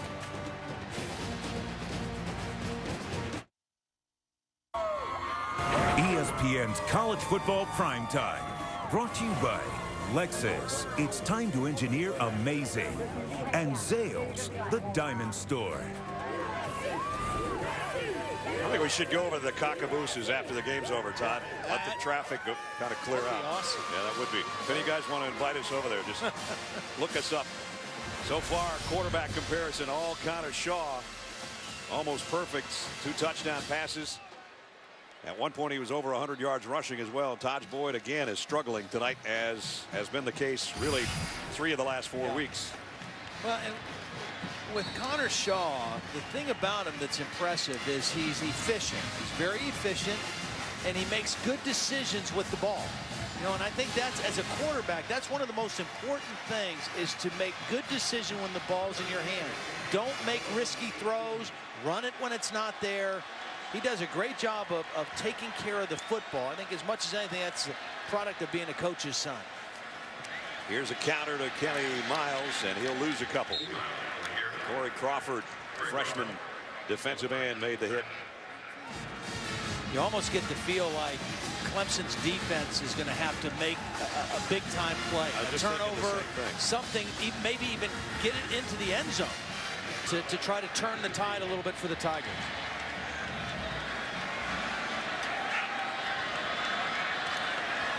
Tigers think about a blitz. South Carolina takes its time. On second down at 12. They are going to come with an extra man. Shaw floats it out. Incomplete. Alshon Jeffrey was the closest man. We check in with Reese Davis. Reese. Brad, we showed you earlier Robert Griffin III of Baylor taking that hit, coming back, scoring a touchdown. But after taking that shot to the head, not going to play in the second half. So old Nick Florence has come in, throws a touchdown pass to Terrence Williams. All Florence's is 6 out of 7 with 2 touchdowns. Baylor up 45-28 over Texas Tech. Robert Griffin III with the great pass in the final seconds to beat Oklahoma, and has had a sensational season, and one of the more fun guys to watch in college football. Andrew Luck, Heisman candidate, obviously playing on ABC the same time we're doing this game. And timeout taken by South Carolina. Charge timeout, South Carolina. 7:31 remaining in the third quarter. Speaking of the Heisman race, as you take a look at the Heismanology poll results, projected right now that Trent Richardson would be the leader. Andrew Luck, there's Robert Griffin III in third, Matt Barkley, USC, and Case Keenum of Houston. That's official Heisman voters that are part of that poll. You and I have stayed out of that at this point. Yeah. But right now, we've been talking about it before the game. We got to start thinking about it because the ballots came in the mail, and we're only a week or so away. Well, I don't mind talking about when we get to November. Yeah. And to me, my biggest criterion in who I vote to win the Heisman is who plays the best in the biggest game. You know, on the big stage, in the big games, the games that count the most. Who really steps up. And right now, to me, I think Trent Richardson has been that guy. Well, Trent had over 200 yards rushing today in the Auburn game. He also had a touchdown receiving, and he played well in the only game they lost. He was the whole offense against LSU. Of course, George did it in 80 here, the Duluth, Georgia native, Heisman Trophy winner here at the game tonight, and was getting the crowd riled up before the kickoff. I think this is the biggest play of the game for Clemson right here. And again, Shaw, they try to swipe it from him from behind. Luckily, he held on to it. They bring him down after a 3-yard pickup. See, again, Connor Shaw takes care of the football. Even though he's carrying it a little loosely, he knows at the end to tuck it in there. There wasn't any air. Even though they were going for the football, he knew when to protect the football at the end of that play. Malachi Goodman gave it a good swipe, but it didn't quite come out, and now it's punting time for Scribner Howard. And I think you set up a return here. You don't go for a block and risk running into the kicker. High kick and a deep kick as well. Back at the 32-yard line. Boy, Clemson was thinking they were going to get that around the 50, but he got it not only up in the air, but he got it about 50 yards downfield. 24-10 as Clemson goes back to work offensively. Celebrating 7th year sponsoring the Good Hands Field Goal Nets, Allstate makes contributions to participating universities' general scholarship funds for each field goal and extra point kicked. To date, Allstate's contributed more than $2.5 million in scholarship monies. Now, one thing we haven't seen from Clemson yet is a wheel route. They love those in their offense, either out of the backfield or with their tight end. Going to give it Sammy Watkins. Watkins with a stiff arm on Ingram, but Ingram still brings him down and pick up a 5. Any way they can get it in number 2's hands. If not the most electrifying freshman in the country, I don't think I've seen another one like this guy. Well, and he's so good once he catches the ball. I mean, coming into this game, he had more yards after after the catch than Alshon Jeffrey had in reception yards. I mean, that's amazing what he does after he catches the football. Andre Ellington's going to be in the Wildcat again and take the direct snap. They fake the fly sweep. Ellington just takes it off tackle, and he's got a blocker in front. And almost got face mask downfield as he got a first down. Boy, DJ Howard, the other back in the backfield, got a beautiful block on the edge. Ellington was running that all the way. And watch number 22 lead this play and get a block right out here on the perimeter of the defense. They fake it to Watkins.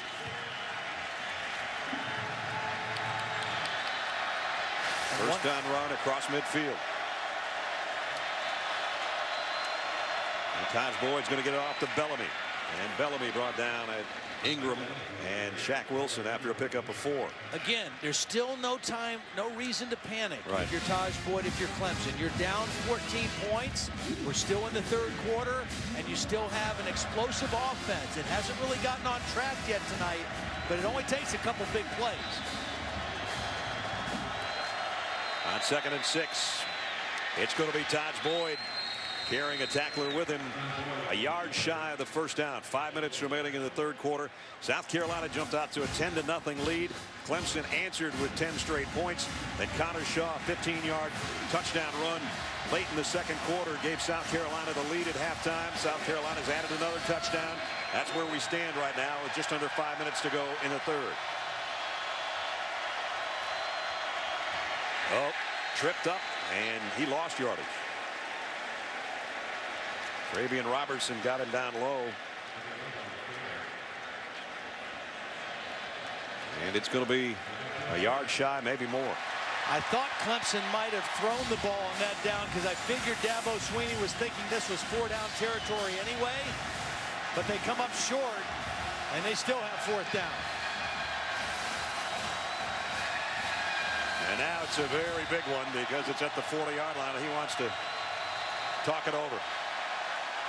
4:10 remaining in the third. Clemson takes a timeout. We'll see if they go on 4th and a long one when we come back. 4th down and 1 when Dabo Swinney took a timeout. For Clemson, down 2 touchdowns and near the 40-yard line. So here we go. They're 2 for 3 on 3rd and 1s. This is the first 4th down attempt of the game for them. Sammy Watkins sets up in the backfield. They fake it to him. Boyd's going to get the first down. Best run of the night for Taj Boyd when they needed it the most. Faked it to Watkins and went straight ahead. Yep. Good push up front. And Boyd really protected the football. Put both arms around it after the fake. Got the first down.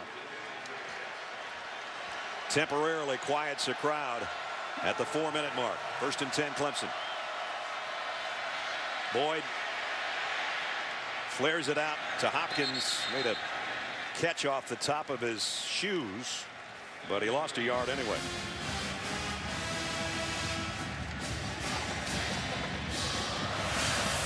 Might have been better off if he dropped it.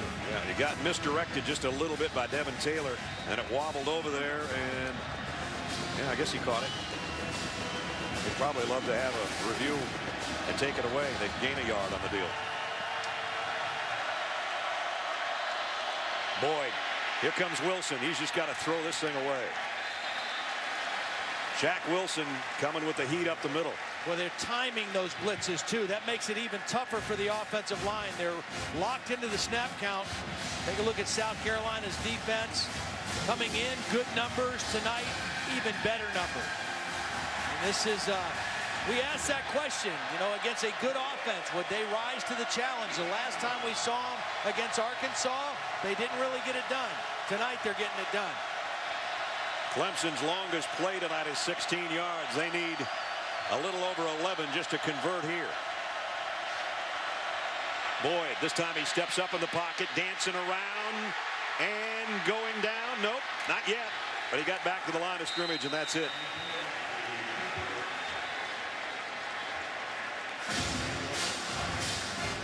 So now the question becomes, do you try a long field goal here? Credit to South Carolina secondary because he did step up in the pocket that time to try to keep his eyes downfield.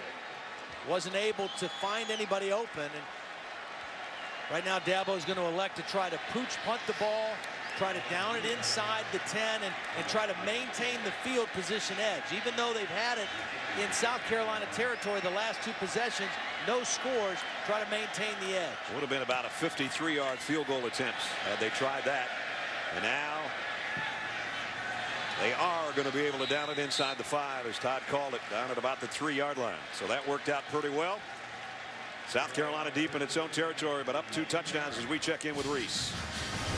Brad, SportsCenter right now presented by Discover Card, something that finally apparently has worked out pretty well. The NBA owners and players have a tentative agreement to end the lockout. The pertinent thing for fans, 66-game schedule starts on Christmas. Florida State and Florida on ESPN2. Seminoles up 21-0. John Brantley's been knocked out of the game. Seminoles have 4 interceptions. That one coming by Terrence Parks against Jacoby Brissett.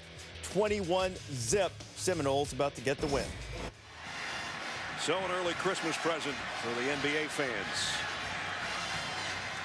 Kenny Miles on a handoff. Maybe got to the 5, and he's got Malachi Goodman draped all over him.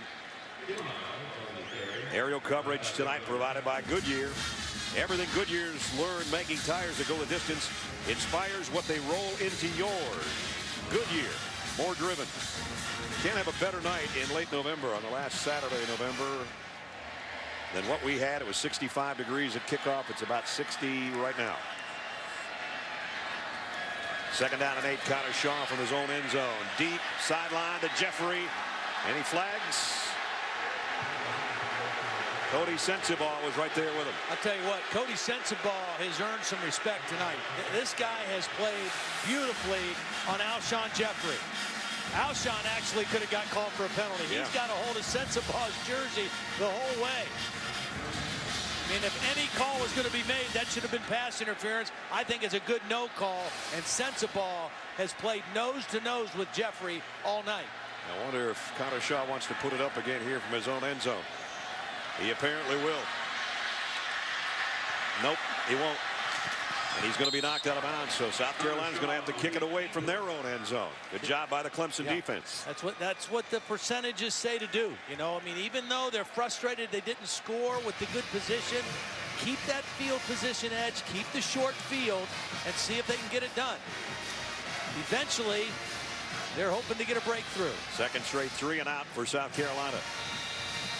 So Scribner Howard is, as you can see, a couple of yards deep in his own end zone. He's had 1 block this year.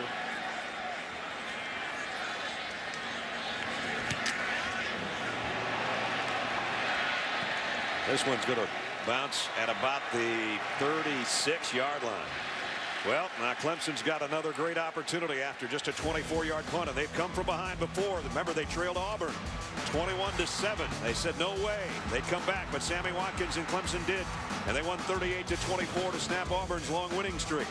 Then Maryland was up by 18, but back comes, guess who? Sammy Watkins, and Clemson wins 56-45. And then Wake Forest had a 2-touchdown lead, much like South Carolina has right now. Clemson comes back on a field goal to win at the end, 31-28. Now they've got a chance, trailing by 2 touchdowns, starting plus side of the field again. And they get to the 35-yard line on a 1-yard gain. The biggest difference between those 3 teams that they came back on and this one, South Carolina is the best defense of all that bunch. Yep, that's right. This defense is playing like a bona fide top 5 defense in all of college football tonight. They came in as a number 5 defense as far as total yardage. Here's Boyd getting it out to Watkins. He got a block, slipped and fell though as he got near the 30-yard line. Had Dwayne Allen out there trying to lead the way, but they stayed with Sammy Watkins, and Sammy has not had a big play yet tonight. No, and this is an offense coming into the game that has had 88 offensive plays of 20 yards or more. And I think we've already said the longest play is 16 tonight. Final half minute of the 3rd quarter. 3rd down and 4. Blitz coming.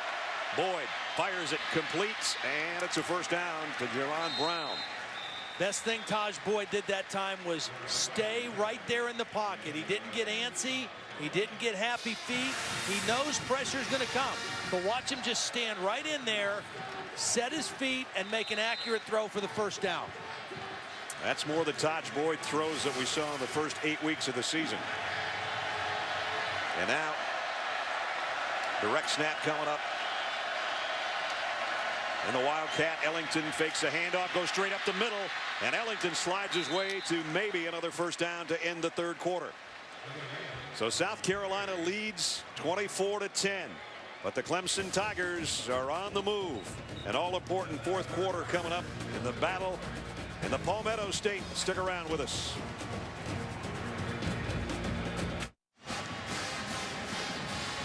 Set to start the fourth quarter through 3. That's how the scoring is gone. Clemson shut out in the third, but they're on the move right now, and we showed you all their comebacks.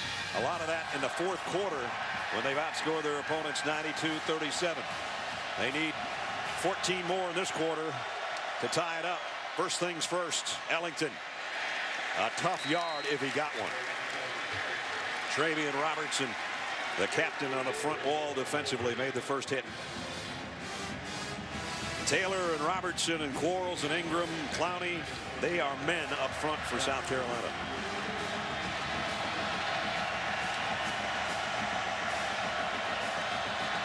Taj Boyd on second down, running for his life again.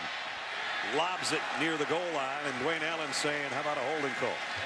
See, again, the quick exit from the pocket and the quick move away really limits what Taj Boyd can do.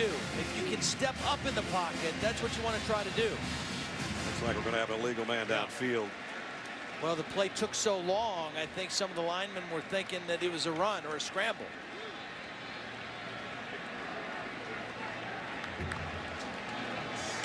Tom Zamorski with a call.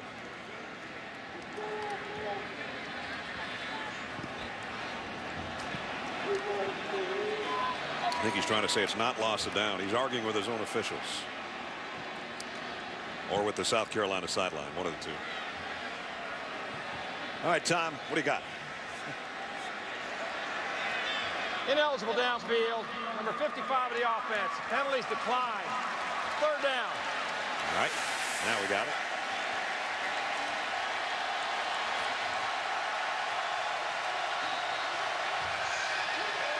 Well, I don't know where number 55 was. I couldn't even see him in there. Anyway, third down at 10.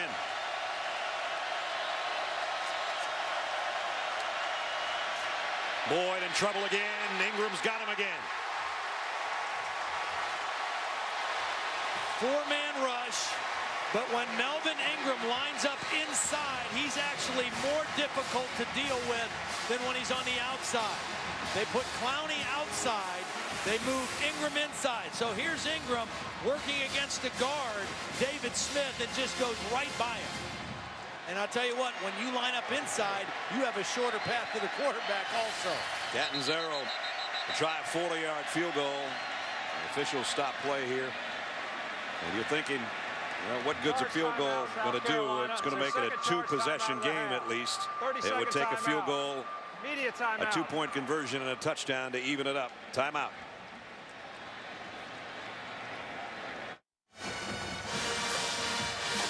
Clemson getting ready to try a 40-yard field goal, which would make it an 11-point game. And in theory, then, it's a two-possession situation. I think you got to go for the points here right now because you've had field position advantage, and you got to take advantage of it and capitalize to some degree. Catanzaro's kick is on the way, and it's good. So at least they get something out of that, and that's something to build on as Dabo Swinney. His team has cut it to 24-13 with 13:48 to play in this 109th renewal between the Tigers and the Gamecocks. Let's check in with Holly Rowe. Well, guys, frustration starting to mount on the Clemson sideline. Their offensive coordinator, Chad Morris, just came over and really got after the offensive line. He's like, guys, I can sick and tired of somebody coming over after every bad series saying, oh, my bad, my bad. We can't have it be somebody's bad every single time. You guys are better than that. The offensive line trying to get it together right now. They only got 13 yards out of the 8 plays in that last drive and then had to kick the field goal. But they're a little bit closer. 24-13. NFL countdown coming up tomorrow. 3 hours with the best in the business. Chris Berman, along with Tom Jackson, Keyshawn Johnson, Mike Ditka, Chris Carter, NFL insiders Chris Mortensen and Adam Schefter, all providing news and the latest updates from stadiums around the league. Right up until kickoff. Sunday NFL countdown presented by IBM on ESPN tomorrow, 10 o'clock. For more information, log on to ESPN.com. Only 134 yards in a team that came in, as you see, was 18th in the country, 2nd in the conference in yardage. Might have helped to have that guy out there, but he played, what, maybe a series or so at left tackle, and that was all.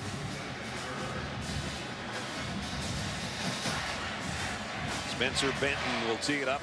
Bruce Ellington and Demir Bird are back waiting on the kick. This one's a free ball right now, picked up finally by Cunningham, the tight end. Clemson's headed to the ACC title game in Charlotte next Saturday night. They're going to meet Virginia Tech. The Hokies put it on the Cavaliers today in Charlottesville. So Virginia Tech at 11-1. They're going to move up in the BCS standings by at least 1 notch. They were impressive today, too. They really were. It wasn't just a win. It was an impressive win. So they'll be 11-1. Clemson, unless they do something about it, will be 9-3 going into that ACC title game in Charlotte.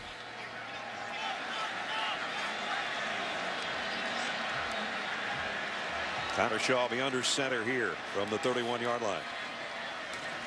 Kenny Miles, no gain. They'd like to use some clock and then play field position, but this one's far from over.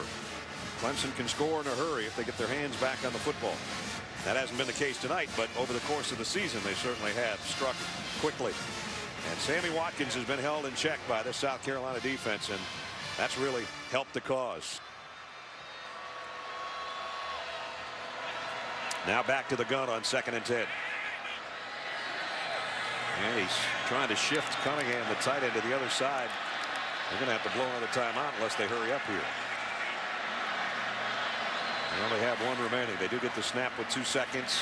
Miles, not quite a first down, but a quick inside move. Picked up 9. Isn't that amazing that Kenny Miles, who hasn't played much all year, tonight just having a huge night. Well, and I think Steve Spurrier just feels like he's got the hot hand. There's nothing wrong with Brandon Wilds, who's had 300-yard games coming into tonight, but Kenny Miles has been the hot guy and has played well, and that's what Steve Spurrier is going with right now. Now they'll be able to chew a little more off that clock, courtesy of the first down run.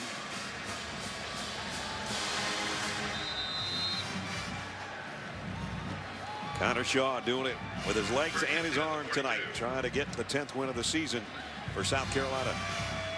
Anderson, who caught one of his touchdown passes, the tight end, trots out into the slot. Bruce Ellington, they fake the fly sweep. Connor Shaw's going to keep it, and he's going to lose a yard. Played well that time. Kariko Hawkins in on the play along with Brandon Thompson. Brandon Thompson, we haven't called his name too much tonight, but he's one of the premier interior defensive linemen in all of college football. Ranked really high by Todd McShay and Mel Kiper is a guy going on to the next level. 6'2", 315 pounds. Out of Thomasville, Georgia, down in South Georgia.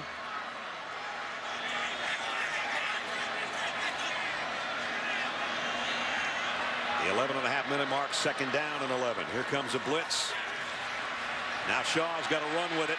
DBs have their back turned, and with that, he almost got a first down. Rashard Hall came up, made the hit, but he got 10.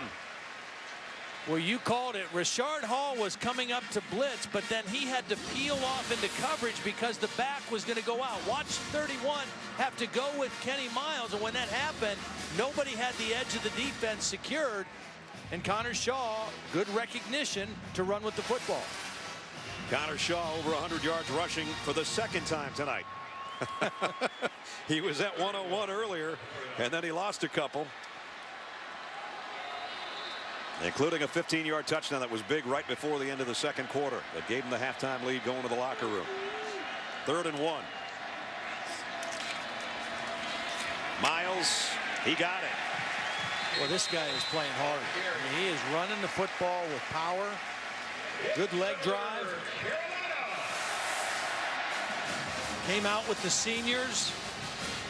Knows this is, I guess, his last game here in Williams-Brice Stadium, and he is putting on a show. He's going to remember it, isn't he? Yep. Especially if it ends up being a win. 58 yards on 13 carries for Kenny.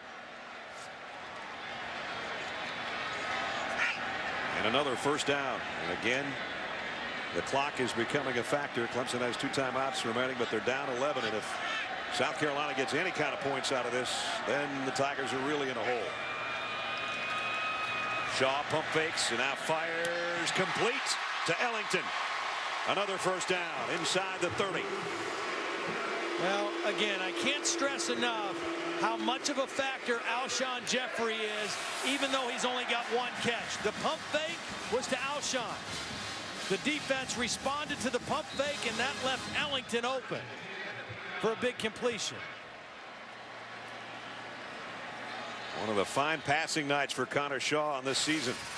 His biggest night came against Kentucky. Most of his career highs, including 4 touchdowns, but tonight 12 out of 17. Very efficient. Miles again for a tough 2 or 3. And we're under 10 minutes. Yeah, I'd say back-to-back games, you can't play much better than Connor Shaw's playing. He was 16 of 18 for 217 yards, 3 touchdowns last week against the Citadel. Also 90 yards rushing, which at that point was a career high, and now he's past that tonight. For now. 4-minute drive so far. And the 9th play of the drive. Taking their time, using as much clock as possible. And now Shaw will come up and get under center. Straight handoff to Kenny Miles. Yard, that's about it. And once again now Clemson faces a very, very important play right here. 3rd down and 6. They need to hold South Carolina to a field goal here. A field goal keeps it as a 2-possession game. A 2-score game if they can hold them to a field goal. 3rd down at 6. They've got to get to the 19-yard line. South Carolina. Shaw on an empty backfield. Be a quarterback run again, which we've seen several times tonight from him. Or do they take a chance and put it in the air? They're going to take their last time out. Some confusion again. So they're out of timeouts, but they do have an 11-point lead. With 8:34 to go, the coach can only smile.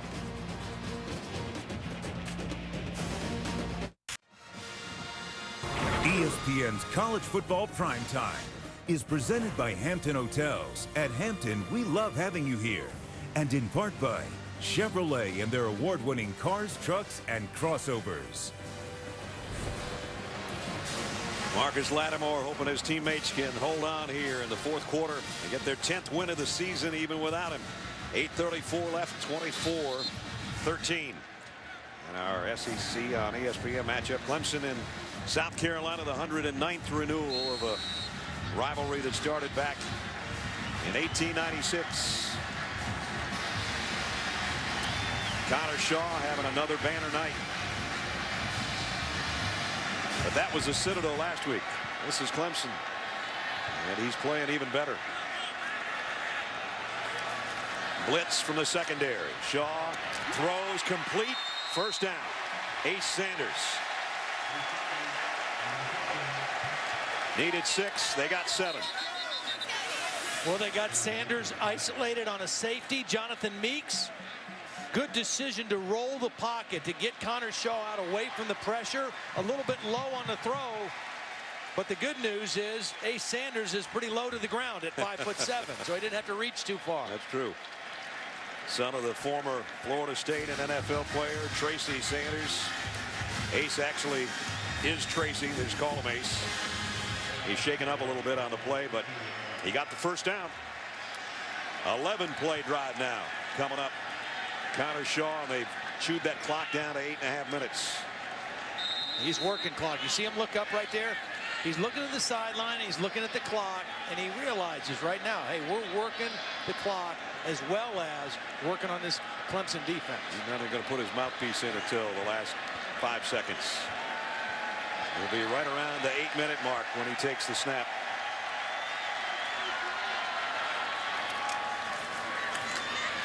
Miles bumps off one man and made a positive gain.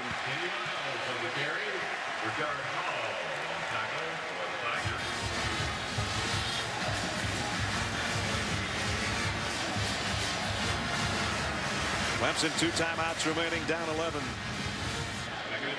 This is getting to the point where it's been about 6 minutes that South Carolina's held the football. We said they really don't need points as much as they need time off the clock, but now they're in the range to get more points.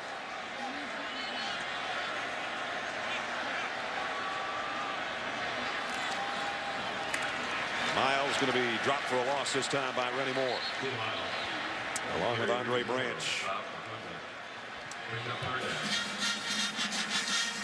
He's going to be 3rd down and about 11 now. The last 3rd down play that South Carolina converted, Clemson chose to blitz to try to get to Connor Shaw. Steve Spurrier countered with a rollout with Connor Shaw, got outside the pressure and made the throw on the run to Ace Sanders.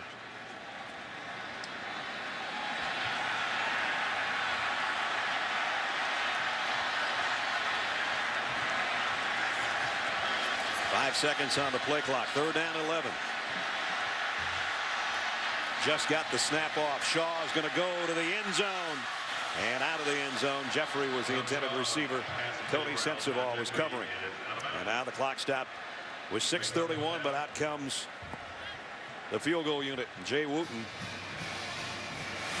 If you're going to give Alshon a chance, you got to at least keep it in the field of play. That's what Steve's frustrated about. You know, let our guy go up and try to make a catch. Don't throw the thing out of bounds. Throw it up where he can go up and use that size to try to make a play. Wooten hit one tonight, only 6 out of 9. This will be a 37-yard attempt. What you don't want to do is get it blocked.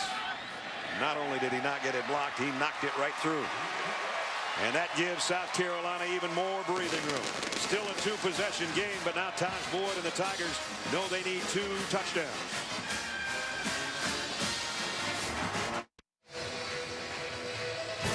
Reese Davis has been along with us all night tonight. He and Kirk Herbstreit and Craig James will be along with you tomorrow night as they'll unveil the latest BCS polls. BCS Countdown presented by Tostitos. 8:15 Eastern tomorrow on ESPN, continuing at ESPNU at 9 o'clock. Happy Gamecock fans right now, 2 touchdowns, and time is of the essence if you're a Clemson Tiger fan. 6:26 to play. 50-yard drive took 7:22. That's the big part off the clock. Wooten's 37-yard field goal. And now here's his kickoff. And perfectly placed. Bounced it at the 1 into the end zone. And it'll come out to the 20. That'll be a happy coach on that kickoff. Speaking of Reese Davis, here he is. Reese. Brad, just want to get you up to date on a few of the rivalry games. Florida State going to take care of Florida in half a minute. It's 21-7 there. Mississippi State winning the Egg Bowl again. They are now bowl eligible. Houston Nutt's final game at Ole Miss. He finishes with an 0-8 conference record. Georgia headed to the SEC championship game after beating Tech 10th time in 11 years. And Washington wins the Apple Cup. Here it's a battle in the Palmetto State. Taj Boyd running for his life again, and one hops it to Andre Ellington, courtesy of Melvin Ingram. Well, we asked the question, would this defense be able to affect Taj Boyd? And they have. Yep. And it's really been the front four. There's been an occasional linebacker blitz. Antonio Allen has blitzed some, but for the most part, it's been the front four that has harassed Taj Boyd into a very uncomfortable night. Dodge throws high and incomplete, intended for Hopkins. Nice coverage by Holloman. And see, when you've been under pressure all night, then even when there isn't pressure, sometimes you think there is. That time Taj Boyd had time, but he still threw the ball off his back foot because he's just kind of feeling phantom pressure on every snap. The great year that Taj Boyd has had. You got to remember, though, it's his first year as a starter, and there were going to be some bumps along the way. The bumps, unfortunately, came after an 8-0 start. Fires intercepted by Holloman. Holloman coming the other way. Got a convoy of blockers. Brought down inside the 20, so he made back-to-back good plays. And there is joy in Columbia.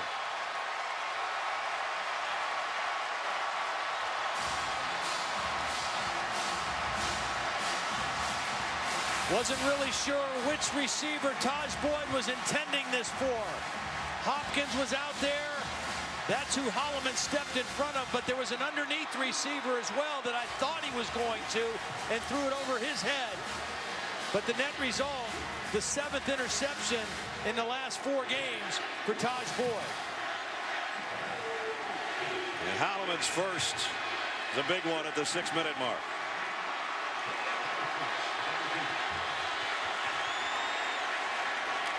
Snap was wide, but Shaw got it in the gut of Kenny Miles, who eked a yard out of it. Well, I'd be surprised if you see a ball go in the air again for South Carolina. This is, that's their 46th rush attempt of the game.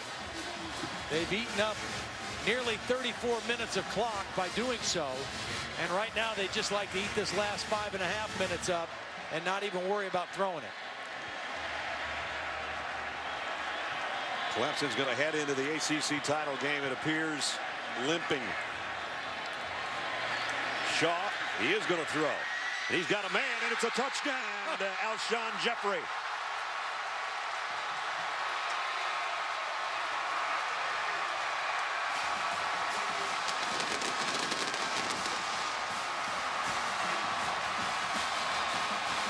If indeed it's Alshon Jeffrey's last game, even though he's got a year of eligibility left, a lot of talk about him maybe going to the NFL. He won't forget this catch. How about the throw? I mean, Cody Sensabaugh, again, is in perfect position. A perfect throw by Connor Shaw. Wow.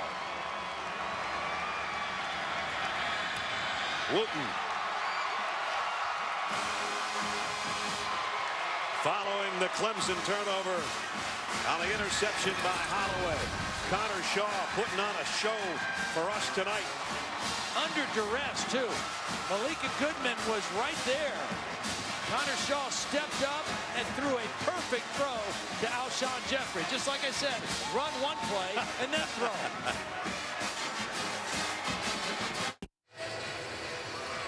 The SEC on ESPN and an entire timeout that we just took. The chant was one more year for Alshon Jeffrey after the touchdown catch in the back of the end zone has given the Gamecocks what appears to be an insurmountable lead, 34-13.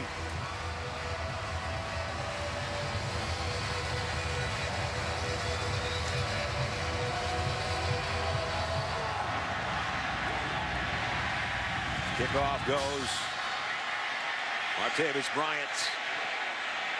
Bryant picks up a block, weaving his way, and then tripped and went down before the kicker could get him.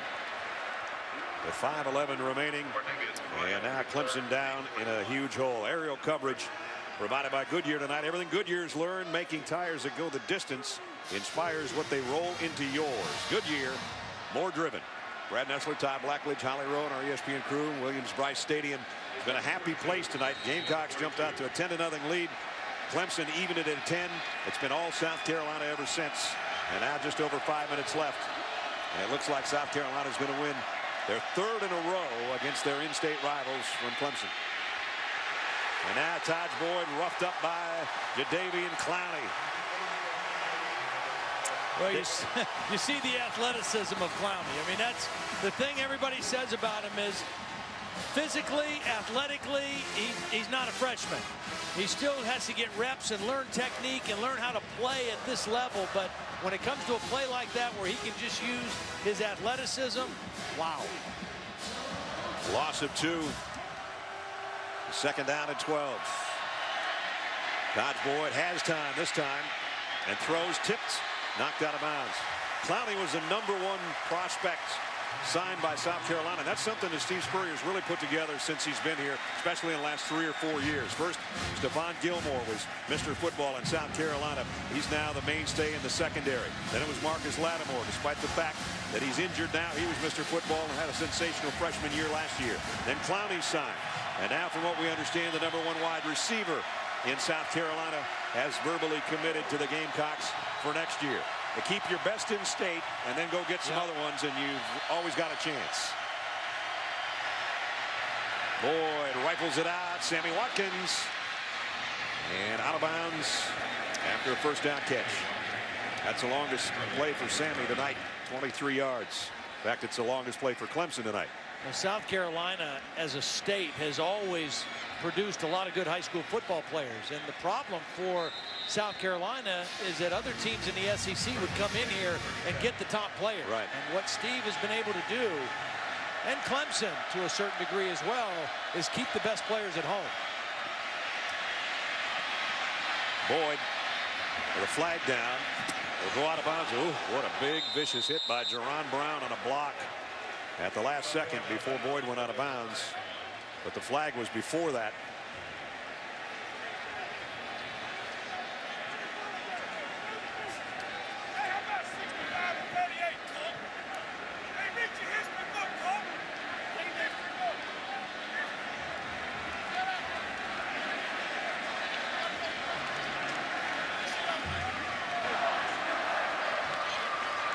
Illegal formation against the offense. 5 men in the backfield. 5 yards to the previous spot. First down. Not enough guys on the line of scrimmage. Too many in the backfield. At the end of the play, watch the block coming up. And Shaq Wilson. Oof. Shaq's going to feel that one for a while. Yeah, that's one where a wide receiver kind of sneaks up on a middle linebacker. You don't want to try that head on when he can see you. If you can sneak up and get it, then go for it. Boyd. Deep ball on the sideline. Caught. Nope. Dropped again. Hopkins had it again. How many times has he had the ball in his hands and let it go as he either hit the turf or went out of bounds? He's been pretty sure-handed all season. 52 catches coming into the game, but you're right. There's 3 or 4 times, and that one he had until he was going to the ground, and it popped out.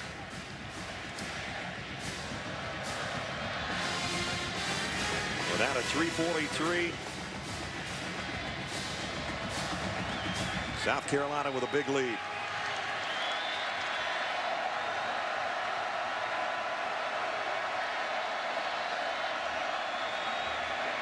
Boyd throws on the run, short, but that was the wheel route. They haven't run it all night. It's a big part of what they do and have done. And even that one, Taj Boyd kind of threw off his back foot and underthrew it. Brandon Ford's the guy trying to make this catch, and he trapped it. We were talking about recruiting a little while ago, and we asked Steve Spurrier, is this game big because of recruiting? And usually they say yes, the coaches, when it's an in-state rivalry. Yeah. He said, you know what, not really.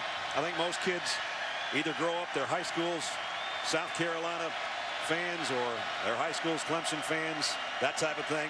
Didn't think it was that big a deal as far as this game, but certainly they'll take what is about to be a victory tonight and make some claims that, hey, we've been #1 in the state for 3 years in a row.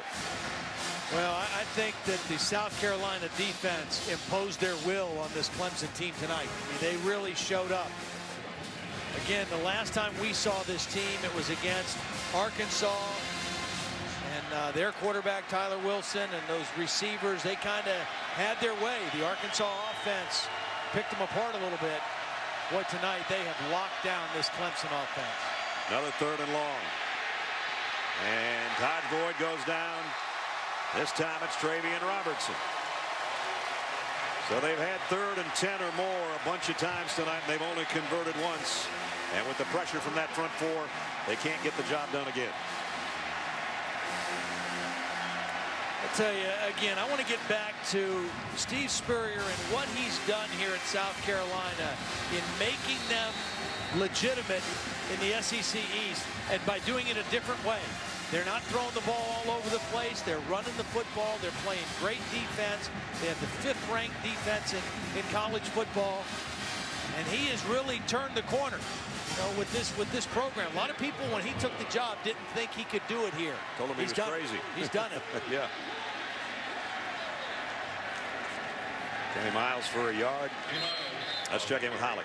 Well, one of the things that Steve Spurrier has also done here is change the face of this rivalry. When he first got here, he noticed beat Clemson signs all around the building, in the weight room, in the locker room, in the coach's office. And he's like, take those dadgum things down. This is not a team that we need to put on a pedestal. We need to be worried about winning the SEC, not beating Clemson. So he took them down. He made them just normal guys. And now this is the first time since 1968 through 70 that they've beat them 3 straight times. They're not on a pedestal anymore. No. First time since Woodstock. Todd was in short pants at the time. A little over 2 minutes to go. Kenny Miles just keeps banging away on the inside of the Clemson defense as we have a time here to take a look at our All-State good hands play. A guy that's had good hands for 3 years for South Carolina. If this is his last catch, it was a dandy.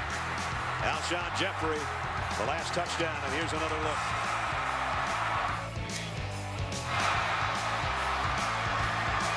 The only thing that's really questioned, it certainly isn't his size, his athleticism, or the fact that he's a huge guy to try to cover.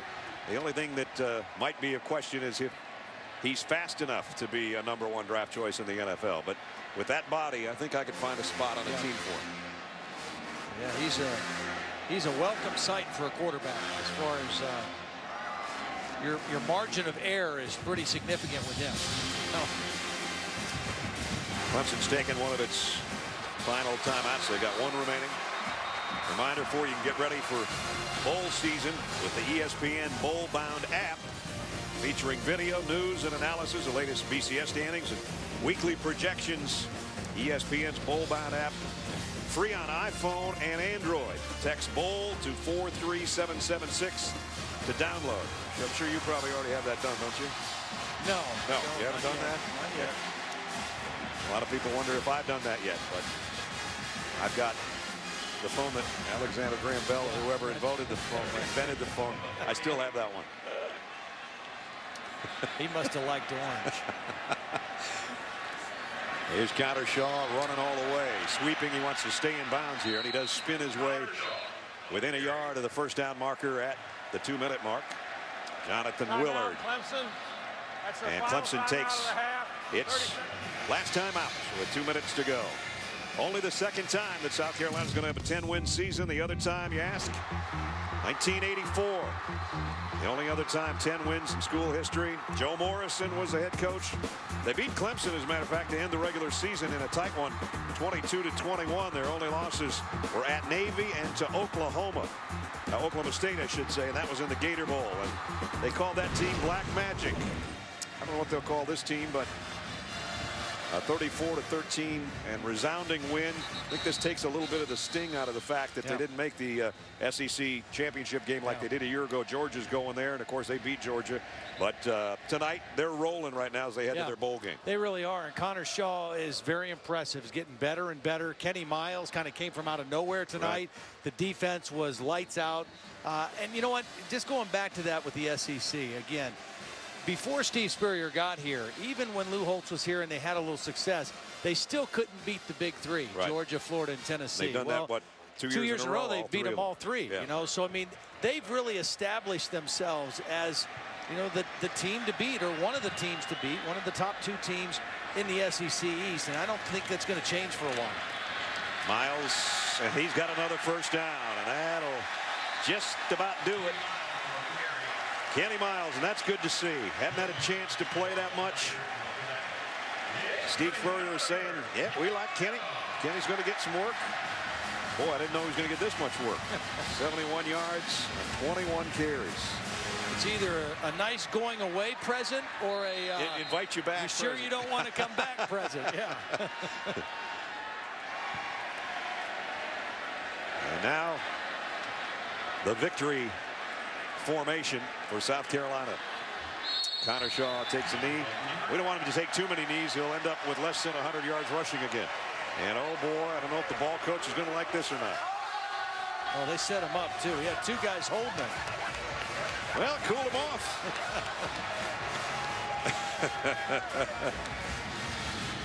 Soon to be 67 years young. Still having fun. Still coaching him up. And even though he said we can't quite throw it like we used to tonight, they did. Yep.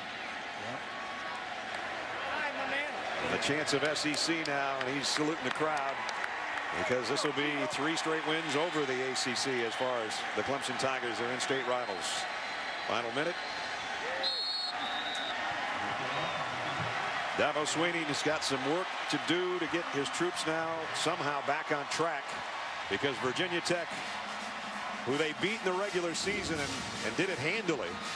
Virginia Tech looked like a machine today against Virginia, and Clemson looked like a machine that was missing a couple of cylinders again.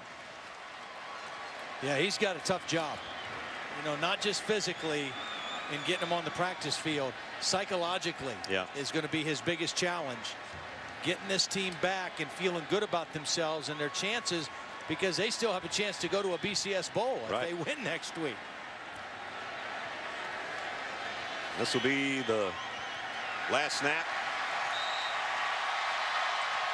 And now some of the players are putting up 3 fingers for 3 years in a row. First time since 1968, 69, and 70. And the old ball coach wants that game ball. They go to 10-2. Second time ever with 10 wins. Also the first time they've had 6 SEC wins in a regular season. And let's go down to Holly. So how do 10 wins feel again, Coach? Our defense played super. We made enough plays offensively. Connor Shaw was sensational, taking care of this ball. Alshon, Bruce Ellington, but the defense was really super tonight. Who are you going to give that game ball to, Coach? Oh, we're going to give away about 10 tonight. I'll get one myself. It's 10 wins here. Doesn't happen. Happened twice in 109 years, I think. So we'll enjoy this one. How do you describe your evolution of Connor Shaw? Last week, terrific, and then tonight, really putting it together. Well, Connor's a good player, and he just needs to play a lot more. And but he can run with the ball so well, really, it just gives you a chance. Alshon Jeffrey ended on a terrific catch, Coach. What do you say to him how he finished this year? Well, he's had a good year. We just hadn't been able to throw at him as much as we'd like. But Bruce Ellington and Ace made a big catch. We had a lot of big plays tonight. Thanks, Coach. All right, Holly. Well, thanks, Holly. As only Steve can say it. There's the trophy. The state champions, South Carolina over Clemson, 34-13. He might give away 10 game balls tonight, but I got a pretty good feeling that one he's holding on to is going in his office. He's keeping that one. 34-13. Sports Center is following us. That's going to wrap it up. There's been a presentation of ESPN, the worldwide leader in sports. A happy group of Gamecocks in a win over the Tigers, 34-13. For Todd Blackledge, Holly Rowe, and our entire ESPN crew, Brad Nessler saying so long from Columbia, South Carolina. Sports Center is next. Center Telecast is brought to you in high definition by Vizio.